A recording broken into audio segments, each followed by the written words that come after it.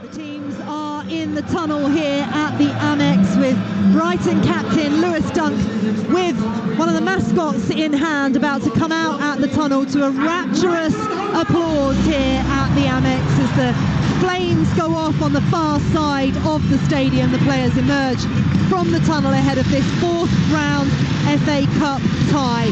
Brighton looking to bounce back from that 7-0 defeat to Nottingham Forest last week. Their manager Fabian Hertzler urging his side to bounce back and rediscover their form.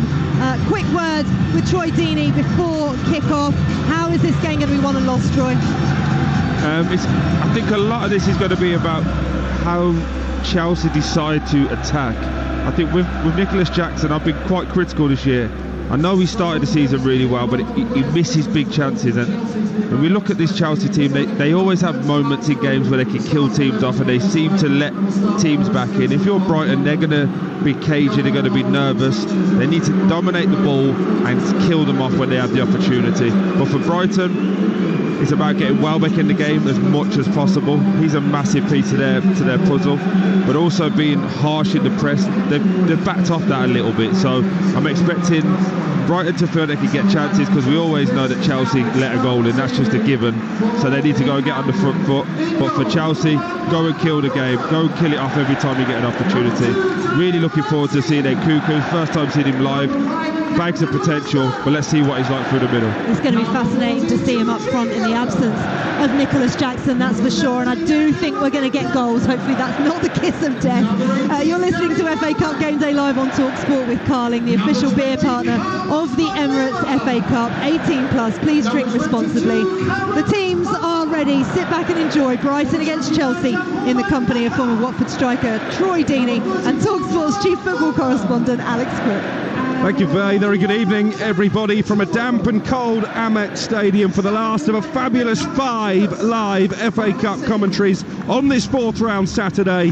It's a game that comes with a fair bit of extra spice, given the number of coaches and players who've swapped Brighton for Chelsea in recent years. The Seagulls have got a few hundred extra million in their bank account as a result of that, but many of the home fans now see this as a bit of a grudge game. Troy Deeney is alongside. We've had the pyrotechnics as the teams came out. Are you expecting fireworks? I'm hoping for fireworks. I think it's a game that's perfectly set up, Crookie. When you look at this Chelsea team, 6 changes, a lot of people that need to go and prove that they are worthy of a starting place for this Chelsea team, both in the Premier League and obviously the Europa Conference. But for Brighton, all the pressure's on them. All these players would have been hearing how bad they've been, how much of a good result it was for Forest, seeing how they capitulated, unfortunately. So now they need to be in a situation to go out, led by Lewis Duncan, just have effort, big tackles, do all of the horrible, nasty things really well, and hope their quality can come on top. Well, it's an unusual kick-off time, 8 o'clock on a Saturday night, but the atmosphere is absolutely red hot, probably as a result of that rivalry that I mentioned has built up over the last 18 months, 2 years. Yeah, and to be honest, to get you out at 8 o'clock on a Saturday night, they've done well, haven't they, at Talksport? Must be paying you well, mate. I should be in the pub. I'm sure many of these Brighton and the travelling Chelsea contingent have been sinking a few beers in preparation for this game. Fabian Hertzler looks relaxed enough, the Brighton manager, as he takes his seat in the dugout. But it was a really difficult afternoon. This time a week ago, 7-0, Brighton hammered at Forest. What can they produce by way of a response? It is the home side who get us off and running here on Talksport. They are shooting Brighton in their blue and white striped shirts, blue shorts and blue socks from left to right in the first half. Chelsea all in black. They are defending the goal away to our right, where a very large travelling contingent are gathered. And straight away defending to do for Chalobah. He just ushers the ball back to Sanchez, who gets a round of boos from the Brighton supporters. One of many who've made that trek from the Amex to Stamford Bridge, and of course a big night for him, as Troy has been talking about in the build-up. Sanchez having been dropped for Chelsea's most recent Premier League game, the victory against West Ham on Monday. Here's Dewsbury Hall, a rare outing for him in the starting lineup. He finds Sancho, left corner of the penalty area, quickly closed down by Minte, back doing his defensive duty, and more cheers for the mop-head Cucurella, and then Dewsbury Hall with the cross steered in towards the 6-yard box into the side netting. Goal kick for Brighton. It remains goalless. Excellent start from Chelsea. I think worryingly for Brighton, Cole Palmer just dropping into that number 6 role, going and getting on the ball, getting on the half turn, clips a lovely little ball 15-20 yards on the diag into Drewsbury Hall, and they're just out of the press, they're just away coming down that left hand side. Sanchez turns out, rolls a little ball down into Drewsbury Hall, just can't wrap his foot around it. Not a good start.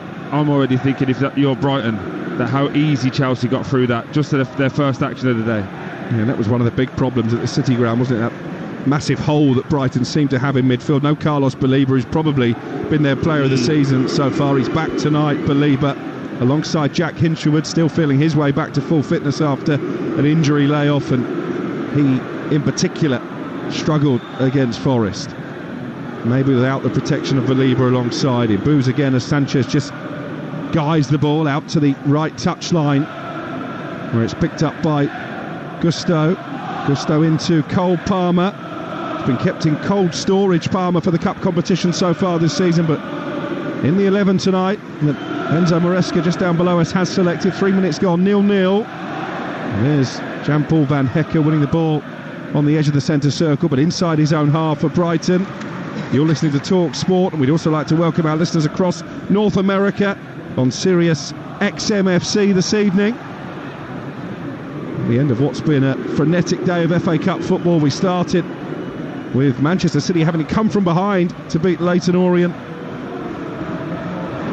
This morning, you've just heard Newcastle didn't have it anywhere near their own way as they saw off Troy's beloved Birmingham in a real humdinger at St Andrews. Haven't really had a cup upset as yet. Still chance for that. Plymouth-Liverpool live on Talksport tomorrow. We're going to be at Doncaster against Crystal Palace on Monday night, and then Tuesday night the 4th round action rounded off with a trip to Devon as Exeter are in action against Nottingham Forest, the team that put 7 past Brighton a week ago. Here's the blonde-haired Van Hecke.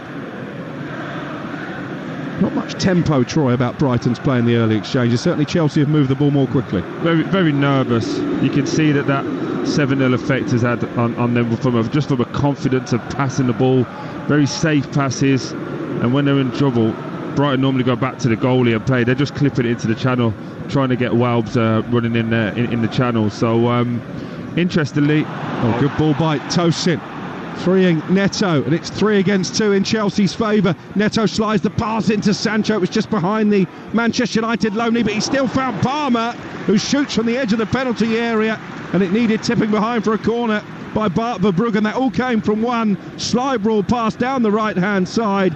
Lamptey got too tight to Neto. In the end, Sancho knew he couldn't go for goal himself, teed up Palmer. It's a decent save. 0-0. Awful defending from Lamptey. Tries to intercept a pass that's got so much pace and power on it. Neto just rolls him, lets it run down the side.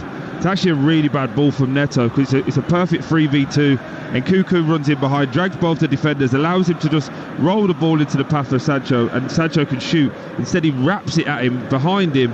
Really good touch from Sancho, and allows for Cole Palmer to get that shot off. Short corner, Palmer into Caicedo. The players switch back out to the right hand side. Pedro Neto arrows a pass back to Palmer, and it's been fumbled in by Verbruggen.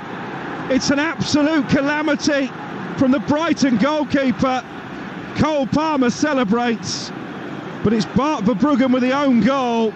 They took a short corner on this left-hand side. Neto recycled it back out to Palmer. It was more of a cross than a shot, and Verbruggen has carried the ball over his own goal line. Brighton 0, Chelsea 1. What a stinker. What an absolute stinker he's had there, the fella. From Chelsea, it's actually a failed corner kick they played along the way across, goes to Sancho on the opposite side, and he just plays a diag into Cole Palmer, who could he's trying to just wrap it across the box on the volley. He actually shanks it into the ground, it's bounced into the keeper, and he falls backwards towards his goal, hits his shoulder and goes in. It's awful goalkeeping. And the best part about it, as we're watching the replays, is seeing all the Brighton players, all the confidence has just gone. They must be feeling 7-0's coming again, Crookie. Well, he scored 4 goals in one half when these two met at Stamford Bridge in the Premier League, Cole Palmer. he'll do well to claim that. It is an absolute nightmare moment target, mate. for Bart Verbruggen. That is an own goal every day of the week and twice on Sundays. I just don't know what he's seeing there, the Brighton goalkeeper. Just catch the ball, and the danger is gone. There was no danger. Incredible start of the Amex. Chelsea a goal up, and Brighton, having been hit for 7 last weekend, had that sinking feeling again. Minte wants a free kick on the edge of the area. There was a coming together with Chalobah. Referee Jared Gillett says get on with it, and the ball is safely back in the arms of Sanchez. 7 minutes gone. Brighton 0, Chelsea 1. Clever play from Chalobah. He just steps across Minter, but also kicks it back as well. So the second it goes off his foot, he's always going to try and get a foul. But I'm really worried about this Brighton press. They won the ball high up the field here, though, with Lamptey. Finds Welbeck on the left corner of the 18-yard box. Back out to Tariq Lamptey. And Lamptey looking to get a cross in. It was a decent enough delivery, but unlike Verbruggen at the other end, safe hands from Sanchez. And what looks like a promising Brighton attack peters out. And here come Chelsea, who look dangerous every time that they commit bodies forward. Sancho linking up with Cucurella on this left-hand side. Brighton 0, Chelsea 1 on Talksport. And already some reorganising needing to be done by Fabian Herzler, the youngest manager in the Premier League, 32 later this month. Well, I think he might have aged a few more years after what happened at Forest and seeing what his goalkeeper did there. One of those moments, Troy, where if you're Bart Verbruggen, you just want the ground to open up and swallow you, don't you? Absolutely. But then from a coach's point of view as well, you've set your team up. I'm pretty sure the last message was go out there, make it difficult for Chelsea. Let's get the first 15 minutes under our belt and build into the game. And you can't account for that type of lack of concentration. But as I was saying before, the breakaway from Brighton, they're going really aggressive in the press, and it's allowing for Cole Palmer to just nick off the either side of the centre half, and you're making Lewis Dunk go really, really far in. And if they get it right, as they did for what ended up being the goal, they're just in 1v1. You're trying to catch Neto, Sanchez, or Nkuku. They're all really quick players.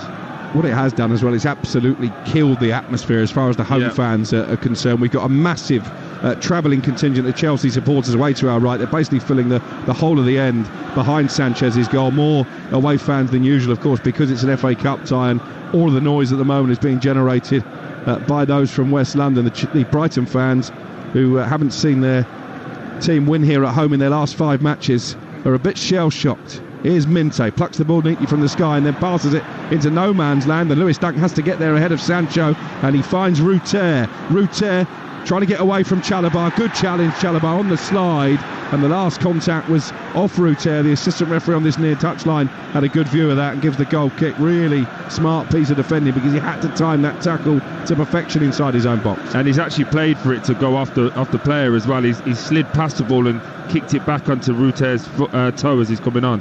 I think his loan spell's done him wonders. Him going out to Palace, playing week in, week out. Dare I say, learning to defend properly. At Chelsea, you get the luxury of having the ball, a lot of teams sitting off you. He's had to defend properly, and it's showing at the moment. I think he's been a brilliant professional as well. When you think that in the summer, he was training away from the first team. They gave his squad number, I think I'm right in saying, to João Felix. Yeah. Felix is now out on loan, of course, but he's come back and he's wearing a different number, Chalobah, but he's got his head down, he's not complained, and straight away he's into the starting lineup. Yeah, absolutely. Speaks to his professionalism. Obviously played with his brother as well at Watford for a long time. Know the family, a really good family, so been raised right, knows that this is not a given, this football thing, so enjoy it while you're here and don't let the nonsense distract you. Sometimes you're up, sometimes you're down. It's part of the game. Troy Deeney, former Watford striker, very much a fully paid up member of the centre forward union. He was trying to give that goal to Cole Palmer. It has gone down as an own goal for the Brighton goalkeeper. Is that Matterface that's given that? FA Matterface has given that, hasn't he? Everybody with eyes has given that as an own goal. It's on target. It was a cross. 11 minutes gone. It's Brighton 0, Chelsea 1.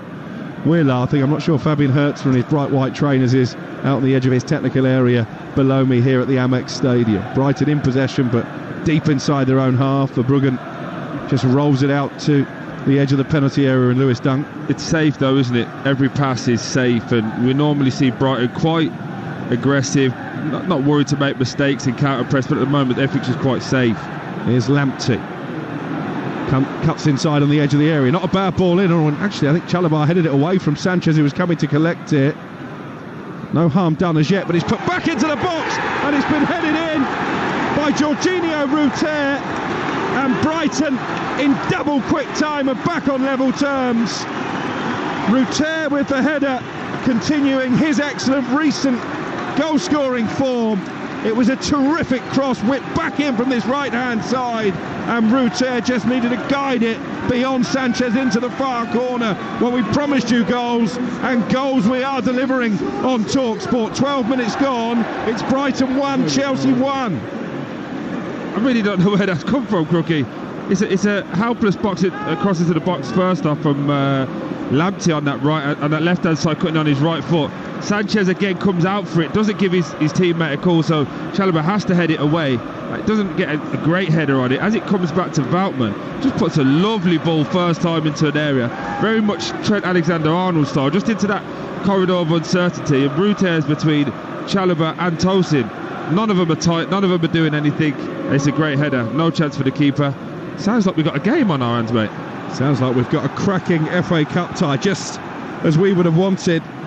And Jorginho Ruter, Brighton's record signing, 5 goals now in his last 6 appearances, and well, it's almost a bolt from the blue, because Chelsea have been so comfortable to that point.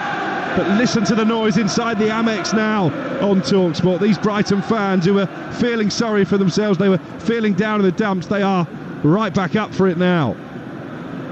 And it all started with Chalobah heading the ball away as Sanchez was coming, as you say, maybe didn't get a shout, and then actually when the ball came back into the box, I think it was Chalobah who allowed Ruter to run off him and head it into the far corner. Brilliant header. You'd have been proud of that one. That's a reckless challenge from Dewsbury Hall that is going to lead to the first yellow card of the evening. Troy Deeney was wincing there as Dewsbury Hall went recklessly lunging in on Matoma. And I don't think he can have too many complaints about the yellow card. No, just from our angle, he looked like he'd left the ground, but we're just seeing it on the replay. His left foot is still down. It's just a high right leg as he's trying to turn his body over. But Dewsbury Hall, it's a big game for him. Every time he plays for Chelsea now, he has to prove that he's he's up to the standard and up to the level. Probably a little bit too keen there, and unfortunately gets a yellow card, so we'll have to worry. Oh God, that's a mistake from Van Hecker as the ball was lumped forward by Chelsea, got caught underneath it and almost allowed Nkunku to race away. They've cleared it as far as Cucurella on the halfway line, and back now for the Spanish international, the European champion with his country in the summer, and he plays it back to Sanchez. It stays at 1-1. We've played 15 action-packed minutes. Do they ever teach centre-halves how to head the ball anymore, or has everyone just got to be a football player? I mean, to be fair, Van Hecker and Lewis Dunk are 2 of the better centre-backs at heading the ball usually, but he made a mess of that, as has Cucurella, caught out by Minte on this near touchline, and Minte almost getting on the end of the through ball from Ruter, Brighton's goal scorer. Chalobah came across and cleared it. That's a brilliant intervention by Hinshaw on the slide as Pedro Neto was looking to leave him in his dust. Here's Matoma, real open flow to this game. Matoma raiding down the left, cuts infield, he's away from Gusto, he's into the penalty area. Matoma, it bounces off him and out for a goal kick, but for a moment there he was in full flow, Karu Matoma, and the Chelsea defence had no answer. They want to give him the ball a lot more just based on that, because Gusto just dangled a lazy leg at him, went past him like he wasn't even there. It's really interesting just watching Chelsea. This is the first time I've seen Chelsea in person this season. They move the ball really well, but it never feels like they're going to go forward unless it goes into Cole Palmer. He's the only one that's willing to try something a little bit brave and not worried if he loses the ball, not worried about his stat sheet. Interesting thing just to keep an eye on, mate, as it's developing. Every time he gets the ball, you see the sense of urgency, not only in him but in Brighton. They go, oh God, we've got to go and stop him. For everybody else, as it's currently playing now, they're just playing around with the ball on the halfway line, Chelsea. No Brighton players going near anybody. Here's Nkunku dropping deep, playing a little 1-2, but dispossessed unfairly, according to the referee. Ruter penalised, and a free kick for Chelsea right in the centre of the Brighton half. 1-1 the score. We've only played 16 minutes, but worth reminding you, even at this early stage, that if it is level pegging after 90 minutes, we will have extra time and potentially penalties. This tie has to be decided tonight. If it goes that far, Troy Deeney might get home just in time for breakfast on Monday, when Jeff Sterling and Ali McCoyster back on Talksport from 6 a.m. Don't put that in the universe, that this is potentially going to extra time or penalties. You might be doing that, just you and Faye. Producer Deck could take over as co-coms. Even he knew it was an own goal.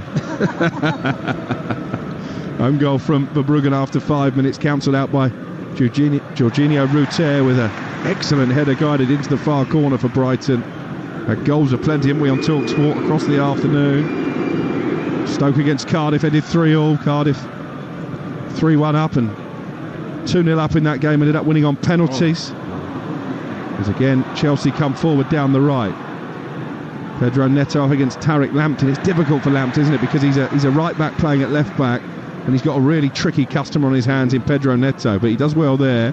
Chelsea will build again from halfway with Moises Caicedo.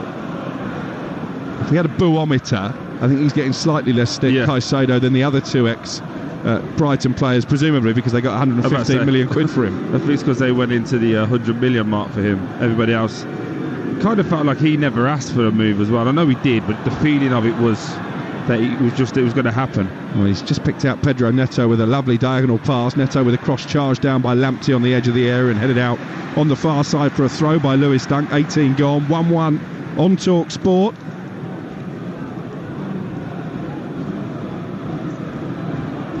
Here come Chelsea again with Cucurella on the left-hand side. Quickly snapping away at his heels was Minte, and Cucurella takes no chances, plays it back into his own half, and Chalobah. Now Gusto picks it up on the far side. He's had the ball nicked away by Matoma, but it's out for a throw. Deep inside Chelsea territory. Chelsea 8 times winners of the FA Cup. They were semi-finalists last season. And their record at this stage is mightily impressive. They've won 25 of their last 27 fourth round ties, Chelsea. So history very much against Brighton this evening. Palmer gives it away with a needless trick, 10 yards outside his own penalty area. Hinshaw turned into trouble and then has to play it back into midfield, and Baliba. And here's Jan-Paul van Hecker. All the outfield players are inside the Chelsea half at the moment, as Veltman tried to thread the ball down the right-hand side for Minte. Minte not quite on his toes, he apologises, and Sanchez will clear it away at 1-1. Brighton look like they're pressing a bit better now. They're feeling like they've grown into the game. You can see it's been started off with Daddy Welbeck and Ruter. They're kind of pressing as a 4-4-2. He's not allowing Chelsea to just dictate the play from the back, and it's forcing Sanchez to go long into, for some reason, into Sancho. He's overhit one there, as you could just heard the crowd give him a little bit of a jeer unnecessarily. I think he's second in the boometer. I think Cucurella probably is leading that. Absolutely. Also, Nkunku, just watching him, hasn't actually gone and played as a main striker. He's kind of next to Cole Palmer. It's like they don't want to get up against the two centre-halves and give Chelsea a focal point. That'll be something that probably would frustrate Maresca as well. When you look at Nicholas Jackson, his job normally is to stretch the pitch and allow for Palmer and the midfielders to move around.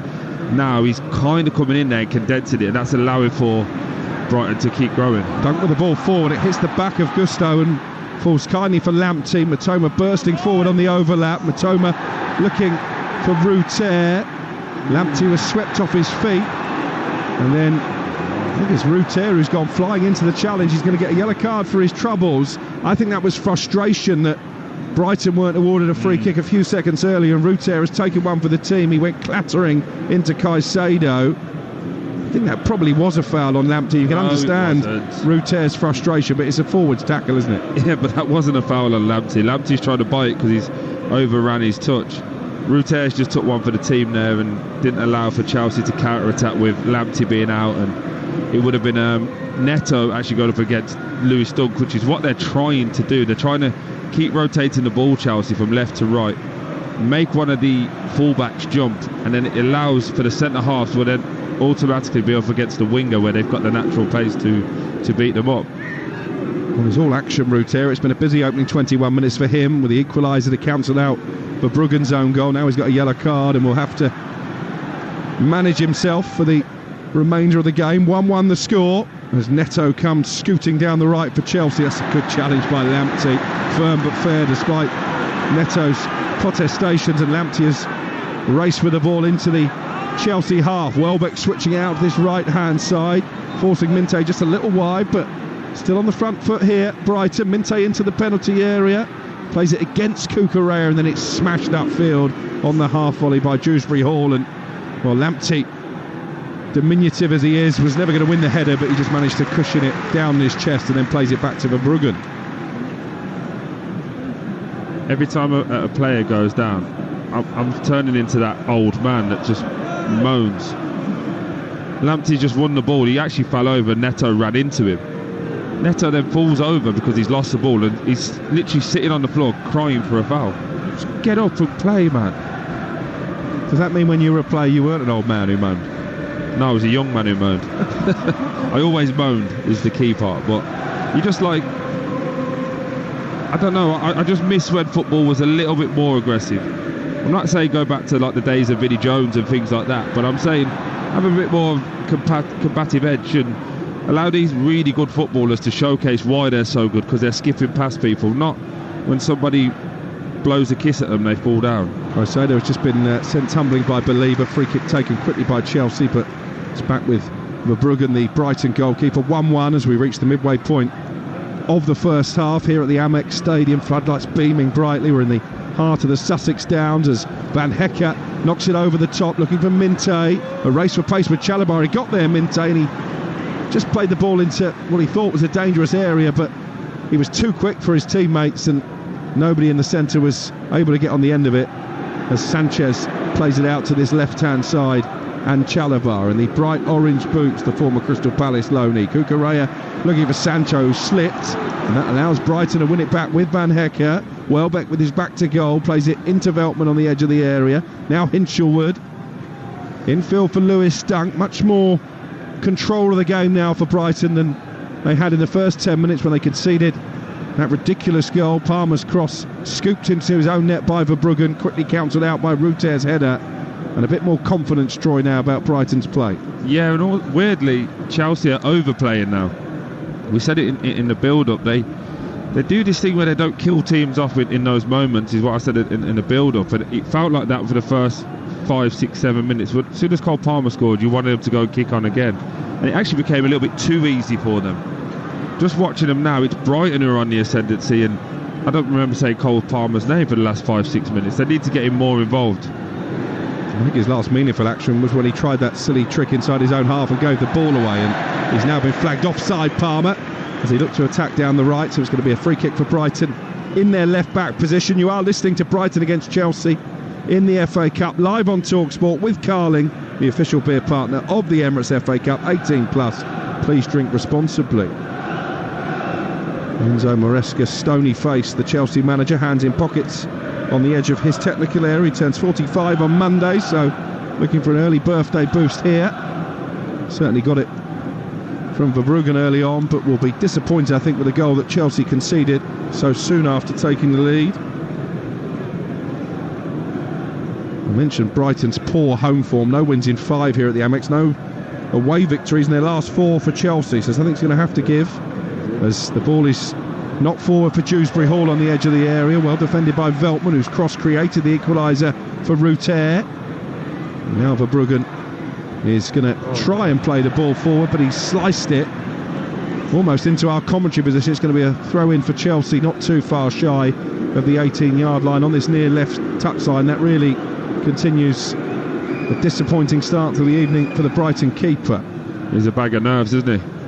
That one there, he did actually need to go back to him. It goes back unnecessarily to him, puts him under a bit of pressure, one touch, and then just shanks it out to us. I nearly got my head on that one. I'll tell you what, you'd have been proud of the header that Ruter buried, wouldn't you? Oh, it was a real good finish, a proper striker's finish. It's all about the cross though, Crookie. All that play on the ball. Good ball out to the right, kept in by Neto, down by the right corner flag over on the far side of the ground. He's got Lamptey to try and work his way past. He gets the cross into the area, And Minte, I think, ducked underneath it because he knew it was going out. Little touch on it, just knocks it into Jadon Sancho. And it goes behind for a goal kick. Really good play. Good delivery from Neto. To see, just that little touch just knocks it onto his shoulder. If he doesn't touch that, Sancho's going to take a touch on his chest and get a shot of 5-6 yards out. But really good defending. I keep playing it short though from these goal kicks, and Troy's already alluded to the fact that Verbruggen not exactly high in confidence. I wonder if maybe a more direct route from those dead balls inside their own half might be the way to go. Veltman's given it away to Dewsbury Hall. Belabor went down off the ball, but no free kicks of the referees. Allowed play to flow quite nicely, Jarrod Gillett so far. Neto, right corner of the penalty area, into Cole Palmer. Always a danger when he's lurking on the edge of the box, Palmer. Quickly closed down by two Brighton bodies, and he plays it out to this left-hand side in Cucurella. Sancho is going to try and run at Veltman. Good challenge by the Dutchman, and then he's gone flying into the challenge on Cucurella. He's trying to haul his former teammate back to his feet. Clearly feels Cucurella made a meal of that. It's a yellow card for Veltman, and a little bit of a fracas down by the left corner flag. There are 4 or 5 players involved. Troy, your view on that? I'm just trying to assess what's because it's a bad tackle, but it's not a tackle that he's got in intentionally. Veltman just took a little step in over Sancho, and then he's just missed a tackle, but it's the reaction after. Is it the scissor movement as well from Veltman maybe? Listen, it's a yellow, but it's not a nasty tackle. Cucurella obviously making the most of it, but instead he's trying to pick him up, drag him up as if he's dived, and weirdly then what that makes is everyone get involved. And yeah, I was just trying to assess, like, why would you do that? It's clearly a foul. Just get on with it. You've had a bit of a stinker. 28 minutes gone. Brighton 1, Chelsea 1. Free kick for Chelsea. 4 yards in from the left touchline. Roundabout level with the edge of the Brighton penalty area. Palmer and Caicedo are the two Chelsea players stood over the ball. Tosin, who we saw on Talksport 2, score a couple of goals against Morecambe in the last round, has just come over and whispered into the ear of his two teammates and then makes his way back into the box. Tosin. Do you reckon Palmer shoots here? Near post? Well, I would. After that first goal, you might well test Verbruggen. What he actually does is put his cross straight against Minte. It bounces off the Brighton man behind for a bit of a fortuitous corner. It was by Cole Palmer's very high standards. Sunday League delivery, that. Yeah, look, they're all just moving in as well. I think they were just trying to bounce one in front of the keeper, see what he's about. Unfortunately, just gets it a little bit wrong. Well, the goal came from a short corner on this left-hand side. That was where the move manifested itself. Palmer, I think this time, is going to play it into the box. Caicedo is available if he decides to go down the same route. But he's just put his right arm in the air, and that suggests we're going to see it whipped into the edge of the 6-yard box. Good header away by Welbeck. Gusto tries to bring it down, but was a bit half-hearted, and then it's cleared, and Caicedo knocks it back towards the Brighton box where Lewis Dunk can control it, and Lamptey looks to release Ruter, their goal scorer, but Gusto is there first, plays it back to Sanchez, and it stays 1-1 with half an hour played. Really good from Brighton now. They feel like they're growing. I'm just looking at Maresca down to our right hand side. Very animated, very emotional person anyway, but he's showing his frustration to the bench. I don't think he's happy with the lack of control. I also feel that we haven't mentioned any of those front players enough, considering the start of the game that Chelsea had. Yeah, I think that will be the disappointment for Maresca, how quickly they surrender that initiative, and they've surrendered possession on the edge of the area, but managed to smuggle it back to Sanchez in the end, and he bowls it out to Nkunku. Now Sancho, the number 19 for Chelsea, wearing pink boots tonight, into Caicedo, the Ecuadorian, and Gusto will just knock it forward down the right to Palmer. Not really where Chelsea want Cole Palmer in possession, 5 yards inside Brighton territory. I think Fabian Hertz will be quite content to see Palmer on the ball there. Caicedo out to Cucurella, the left back. Because what you can see with Cole Palmer is, he's in. That's a good ball forward by Cucurella, and a brilliant run by Nkunku, and there is Palmer inside the box, and he heads it onto the roof of the net. Would have been a wonderfully worked Chelsea goal. For once, Palmer's shooting radar not quite on target, and a let off for Brighton. It stays 1-1. Why didn't Nkunku shoot? I was literally just about to say, the reason Cole Palmer's dropping down because he knows all they have to do is just clip a little ball over the top of this really, really high line. Caicedo then does it. He's going through to Nkunku. For some reason, 8 yards out, he flicks it back across. I don't know why he doesn't shoot. Well, that was a big problem in the game at Stamford Bridge, and Fabian Hürzeler seemed to make a concerted effort after Parma's demolition job in that first half that they wouldn't have such a high line. But we have seen it from Brighton tonight. Did that surprise you? Absolutely, because you're seeing a team that's just lost 7-0. Unless they've had a meeting that said, right, let's go back to what we want to do, stick to our principles, because maybe he's tweaked it over the last few weeks. I haven't seen Brighton enough in person to comment on that. But I'm just thinking it's too obvious. Shrewsbury Hall got through, was a bad touch. Neto's got through twice. And now Nkunku, literally just by a little clip. And it's a 30-yard clip. It's not hard for any Premier League player to do. Here they are again with Nkunku inside the centre circle. Pokes it out to Sancho in the left wing position. Nobody in Chelsea black inside the area, so Sancho checks back into midfield, and Kiernan Dewsbury Hall, his minutes have been limited since that £30 million move from Leicester in the summer as well. Sancho back to Cucurella on this left-hand side, and then scoops the ball into his own half. A more difficult pass than I think he needed a play there for Chalobah, who does bring it under control and knocks it back to his goalkeeper Sanchez. It's almost nonchalant there from Jadon Sancho with that delivery. Do you see that, how high the line is again though? It's just gone back to Sanchez in goal. They're right up on the halfway line again. This is what they kind of came away from. So if Chelsea can get the ball into that holding midfielder or a spare midfielder, I'm just watching Cole Palmer laying into the boys saying, give me the ball. They're in every time. It's a foot race with the back four. The score is Brighton 1, Chelsea 1 on Talksport. After us this evening, Adam Catch from the team will bring you live commentary of Derek Chisora's last fight on UK soil as he takes on Otto Wallin. It's the first of 4 massive upcoming boxing commentaries, including that unbelievable card on February 22, headlined by Artur Beterbiev and Dimitri Bivol. Tonight it's Chisora against Wallin, live from 10 p.m. on Talksport. That's after we've seen which of these two teams can land the knockout blow in this FA Cup 4th round tie. 1-1 with 12 first half minutes to play. It's been a really entertaining spectacle, and Brighton have a throw down by Chelsea's left corner flag. They play it all the way back to their skipper Dunk inside the centre circle. Matoma with those dancing feet tried to take on Pedro Neto, instead just opts to keep possession. They've got it back inside their own half with Van Hecke, the Dutchman, Brighton. And then Dunk opens up his body and strides a few paces into Chelsea territory before again checking back into his own half. And Van Hecke, here's Veltman, a Dutch Cup winner with Ajax, Champions League semi-finalist with the Eredivisie giants, Joël Veltman. It was his cross headed in by Ruter that cancelled out Bart Verbruggen's rather embarrassing 5th minute own goal for Brighton. Dunk switches the play out to this right hand side. Good take by Ruter. Immediately invites the pressure from Cucurella, and Cucurella pokes it through the legs of Fabian Hürzeler and out for a Brighton throw right on halfway. Lewis Dunk looks like he's just holding his groin after that big diag there, that big switch, which won't be good for Brighton. Already sending out people to warm up. He looks in a little bit of discomfort, the Seagulls captain. I think he's just trying to delay the throw-in being taken. He's down on his haunches inside the centre circle. Immediately Adam Webster is sent out to go through his paces. They've got one of their January signings on the bench for the first time as well. Here and cashed in £9 million from Derby. Derby, who parted company with their manager Paul Warne yesterday. John Eustace of Blackburn, one of the front runners for that job, but cash in £9 million he cost Brighton. Will also be hoping to make his debut this evening, but not in these circumstances.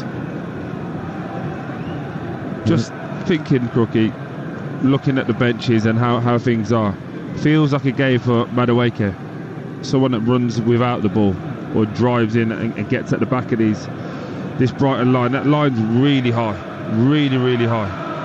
And he's been given a bit of treatment, Lewis Duncan. At the moment he's going to try and run off whatever problem he does have. 36 minutes gone, 1-1, throw in for Brighton.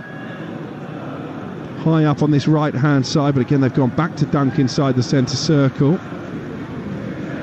And Brighton content just to slow the game down to a walking pace, and Lewis Dunk has just exchanged a couple of passes with Hinshelwood.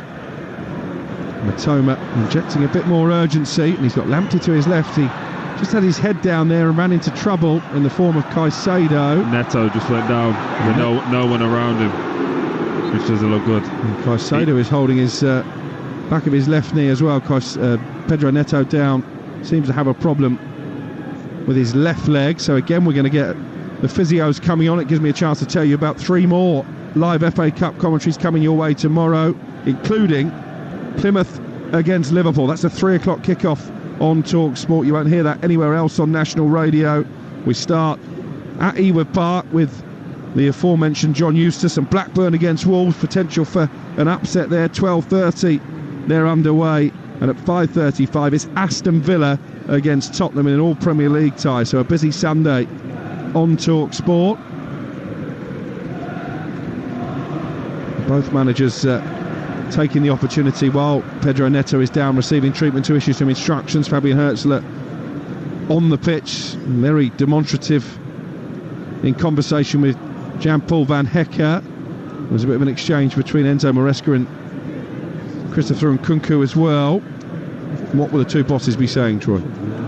Just looking at Maresca, it looks to me as if he's trying to say to Nkunku, I need you making more selfless runs, running in behind for the team. But just for Neto there, weirdly, just watching the replay of it, he runs to go and press, and then just kind of stops and goes down. But now he's having his toe sprayed. Yeah, meanwhile, Noni Madueke is out warming up. He has had a history of injuries, though, Pedro Neto. So he's got bad toenails. Honestly. You are such a harsh man. What are we doing here? Does he not realise we've got the motorway to get after? He's just putting his boot back on. Noni Madueke is warming up. Have got a plethora of options on their bench actually tonight, Chelsea, when you consider how much has been lavished on this squad. Madueke, Enzo Fernandez, Levi Colwill, the most senior outfield replacements available. Then you've got youngsters like Tyreek George, who got a couple of assists against Morecambe in the last round, Josh Achiampong, who made his Premier League debut recently, and a couple of newer additions in Aaron and Selmino, signed in the summer, and then Mateus Amugu, Chelsea's only real January recruit. £15 million he cost. Wonder if we'll see any of those over the course of the evening. Probably not all the time. The game is so tight. 1-1 with 39 minutes played. We are going to get a few added minutes at the end of this first half, much to Troy's delight. Have to get the driver to turn the engine off for a bit longer. Waiting outside the VIP entrance here at the Amex, no doubt. Here's Lamptey coming forward down the left for Brighton. 1-1. Not much to choose between the two teams. Chelsea started the brighter, got that fortuitous goal when Verbruggen spilt a cross from Palmer into his own net on 5 minutes, but very quickly cancelled out by Ruter's header, and Brighton have seen a lot more of the ball since then. And actually Verbruggen hasn't really been tested since he palmed the ball into his own net. Here's Minte looking to run at Cucurella. Sancho back doing his defensive duty, plays it dangerously along his own 18-yard line, but Dewsbury Hall scoops it clear, and here's the fleet-footed Nkunku. He's got Cucurella on the overlap. Cucurella, left corner of the penalty area, jeers again from the Brighton fans, and Nkunku takes the ball off him. And then it's good defending by Ruter and out for a throw. Yeah, Lewis doesn't look right. Lewis don't go down. Well, after the stick you were giving Pedro Neto, it's worth pointing out that Lewis Dunk isn't a player who goes down easily. No, we also tried to stay up and play on and get after it as well, but Minter's just gone down as well on this left-hand side, so they're clearly not appreciating just how busy it is at this time of night. Yeah, I do say that in jest, by the way, before I get complaints on the again from Talksport. Well, Minte's just being helped back to his feet by Veltman, but a bit more alarming, the issue with Lewis Dunk, and Adam Webster is getting ready to replace the Seagulls captain. Of course, these two meet again here in the Premier League on Friday night. You'll hear that game live and exclusive on Talksport. And it could well be that Fabian Hürzeler will need to reshuffle his back line. Adam Webster hasn't played that much football this season, but he's going to be pitched in here for the final 5 minutes plus added time at the end of the first half and into the second. So Kieran Cashin will wait a bit longer for his debut. Sorry to interrupt. It looks like Lewis's left rib. That's what it looks like. But they're just telling him, Adam Webster, just to wait a second. It looks like he's trying to move again, but it's his left rib. He must have took a hit earlier. He's tried to play on and... Well, is he just going to try and get through until half-time here, Yeah, you wonder? maybe. There's a thumbs up.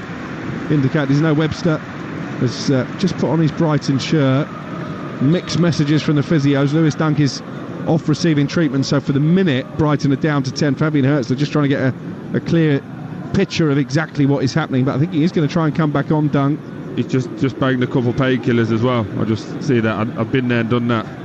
When you're in pain, just get as many as you can. The old warhorse is going to try and play through the pain barrier here. Webster has put his tracksuit top back on and will take his seat just a few feet down below us. Brilliant vantage point here in the commentary position, right behind the home dugout on the halfway line, and Webster is going to go out and make sure he stays warmed up. It's a bit snug here, isn't it? You taking up all the room again. Yeah, it's one of the more cosy press boxes, but we don't mind that. We enjoy each other's company. Here's Pedro Neto, right-hand side for Chelsea. 1-1 the score. The game's just got a little bit fragmented as a result of those stoppages as we tiptoe towards halfway.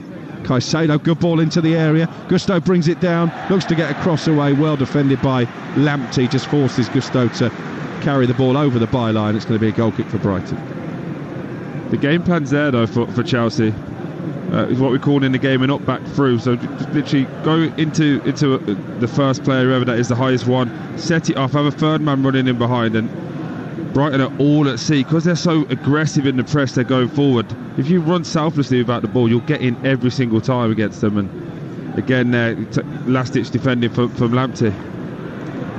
Verbruggen being closed down inside his own penalty area, gets good distance on the left-footed clearance away, and then Ruter has bamboozled Tosin. He's into the penalty area. Ruter, he plays it across the face of goal, and Cucurella has no choice but to knock it behind for a corner. I just wonder if he could have got the shot away a little bit earlier. Ruter, having picked the pocket of Tosin, drove into the box, and I think, to be fair, Tosin gobbled up the ground and just knocked him off balance, and by the time he was into a shooting position, the angle was too tight. He realised that. He was looking for Minte, and it's spooned behind by Cucurella for a corner. 1-1. Tosin's pace has got him out of there because that's a real bad lack of concentration. Ball's just been cleared. It's aimless into the corner at the edge of the halfway line, and for some reason he tries to control it. It just misses it, and allows for Ruter to try and take it forward. Thankfully he's got the pace to get back, but Chelsea just coming off the boil a little bit. This will be frustrating for Maresca in terms of concentration and application. I wouldn't be surprised if he gives them the rocket at half-time. There's only 2 wins in their last 8 games, Chelsea. Certainly not playing as well as they were at the start of the season. Good ball in by Minte, hooked down inside the box by Welbeck. Lamptey then nods it towards goal, and Hinshelwood flying in. He couldn't get his studs on it. The offside flag would have gone up anyway. So it stays 1-1, and Gusto has just volleyed it towards the halfway line, where it's brought down by Sancho, but his pass is behind Palmer, and then Palmer shouted it was his ball to Chalobah. Palmer forward to Dewsbury Hall. We're about to find out how many added minutes there will be at the end of this first half. 3, I'm told, as Moises Caicedo picks up possession 15 yards inside Brighton territory, and again he's looking at that ball over the top, and Dewsbury Hall able to bring it down inside the area. Here's Sancho. Can he get the cross in from the left-hand side? It deflected off a Brighton player, and Lewis Dunk, well, if he's got a rib problem, the last thing he wanted to do was chest the ball back to Verbruggen, but that's exactly what he did, Lewis Dunk. The problem for Chelsea without Nicholas Jackson is there's nobody in the box. So Sancho has no other opportunity there other than to cross the ball. And just as I'm looking into the box, the furthest player forward is Dewsbury Hall. He's got Cole Palmer on the edge of the box, and then Cuckoo behind him. So it's a real difficult one for Chelsea. That's something that Maresca's going to have a conversation with, because if Nicholas Jackson is injured, somebody's got to step up and somebody's got to start running in behind, because at this moment in time it's becoming a little bit one-dimensional, a bit too easy to play against. It baffled me during the transfer window when there were these talks with Manchester United about Alejandro Garnacho, when it's pretty clear that they've got a lot of players in that position, Chelsea. What they really need is a proven centre forward. And they've got a player down inside the area. It's Cole Palmer, which is a worry, as Brighton look to launch the counter. Minte crosses into the area. Good header away by Tosin, and then Pedro Neto completes the clearance. Palmer is back on his feet now. It wasn't just the Chelsea fans who were worried about that. Thomas Tuchel, wherever he's watching, I'm sure would have been concerned as well. But Palmer back on his feet, and Brighton back in possession down their left-hand side. Belieber slams his cross against Caicedo and then plays it back to Van Hecke. And Van Hecke with a badly overhit pass into the penalty area just when Brighton were committing men forward and looking to create an attack. And Lewis Dunk just caught Palmer there with his left arm.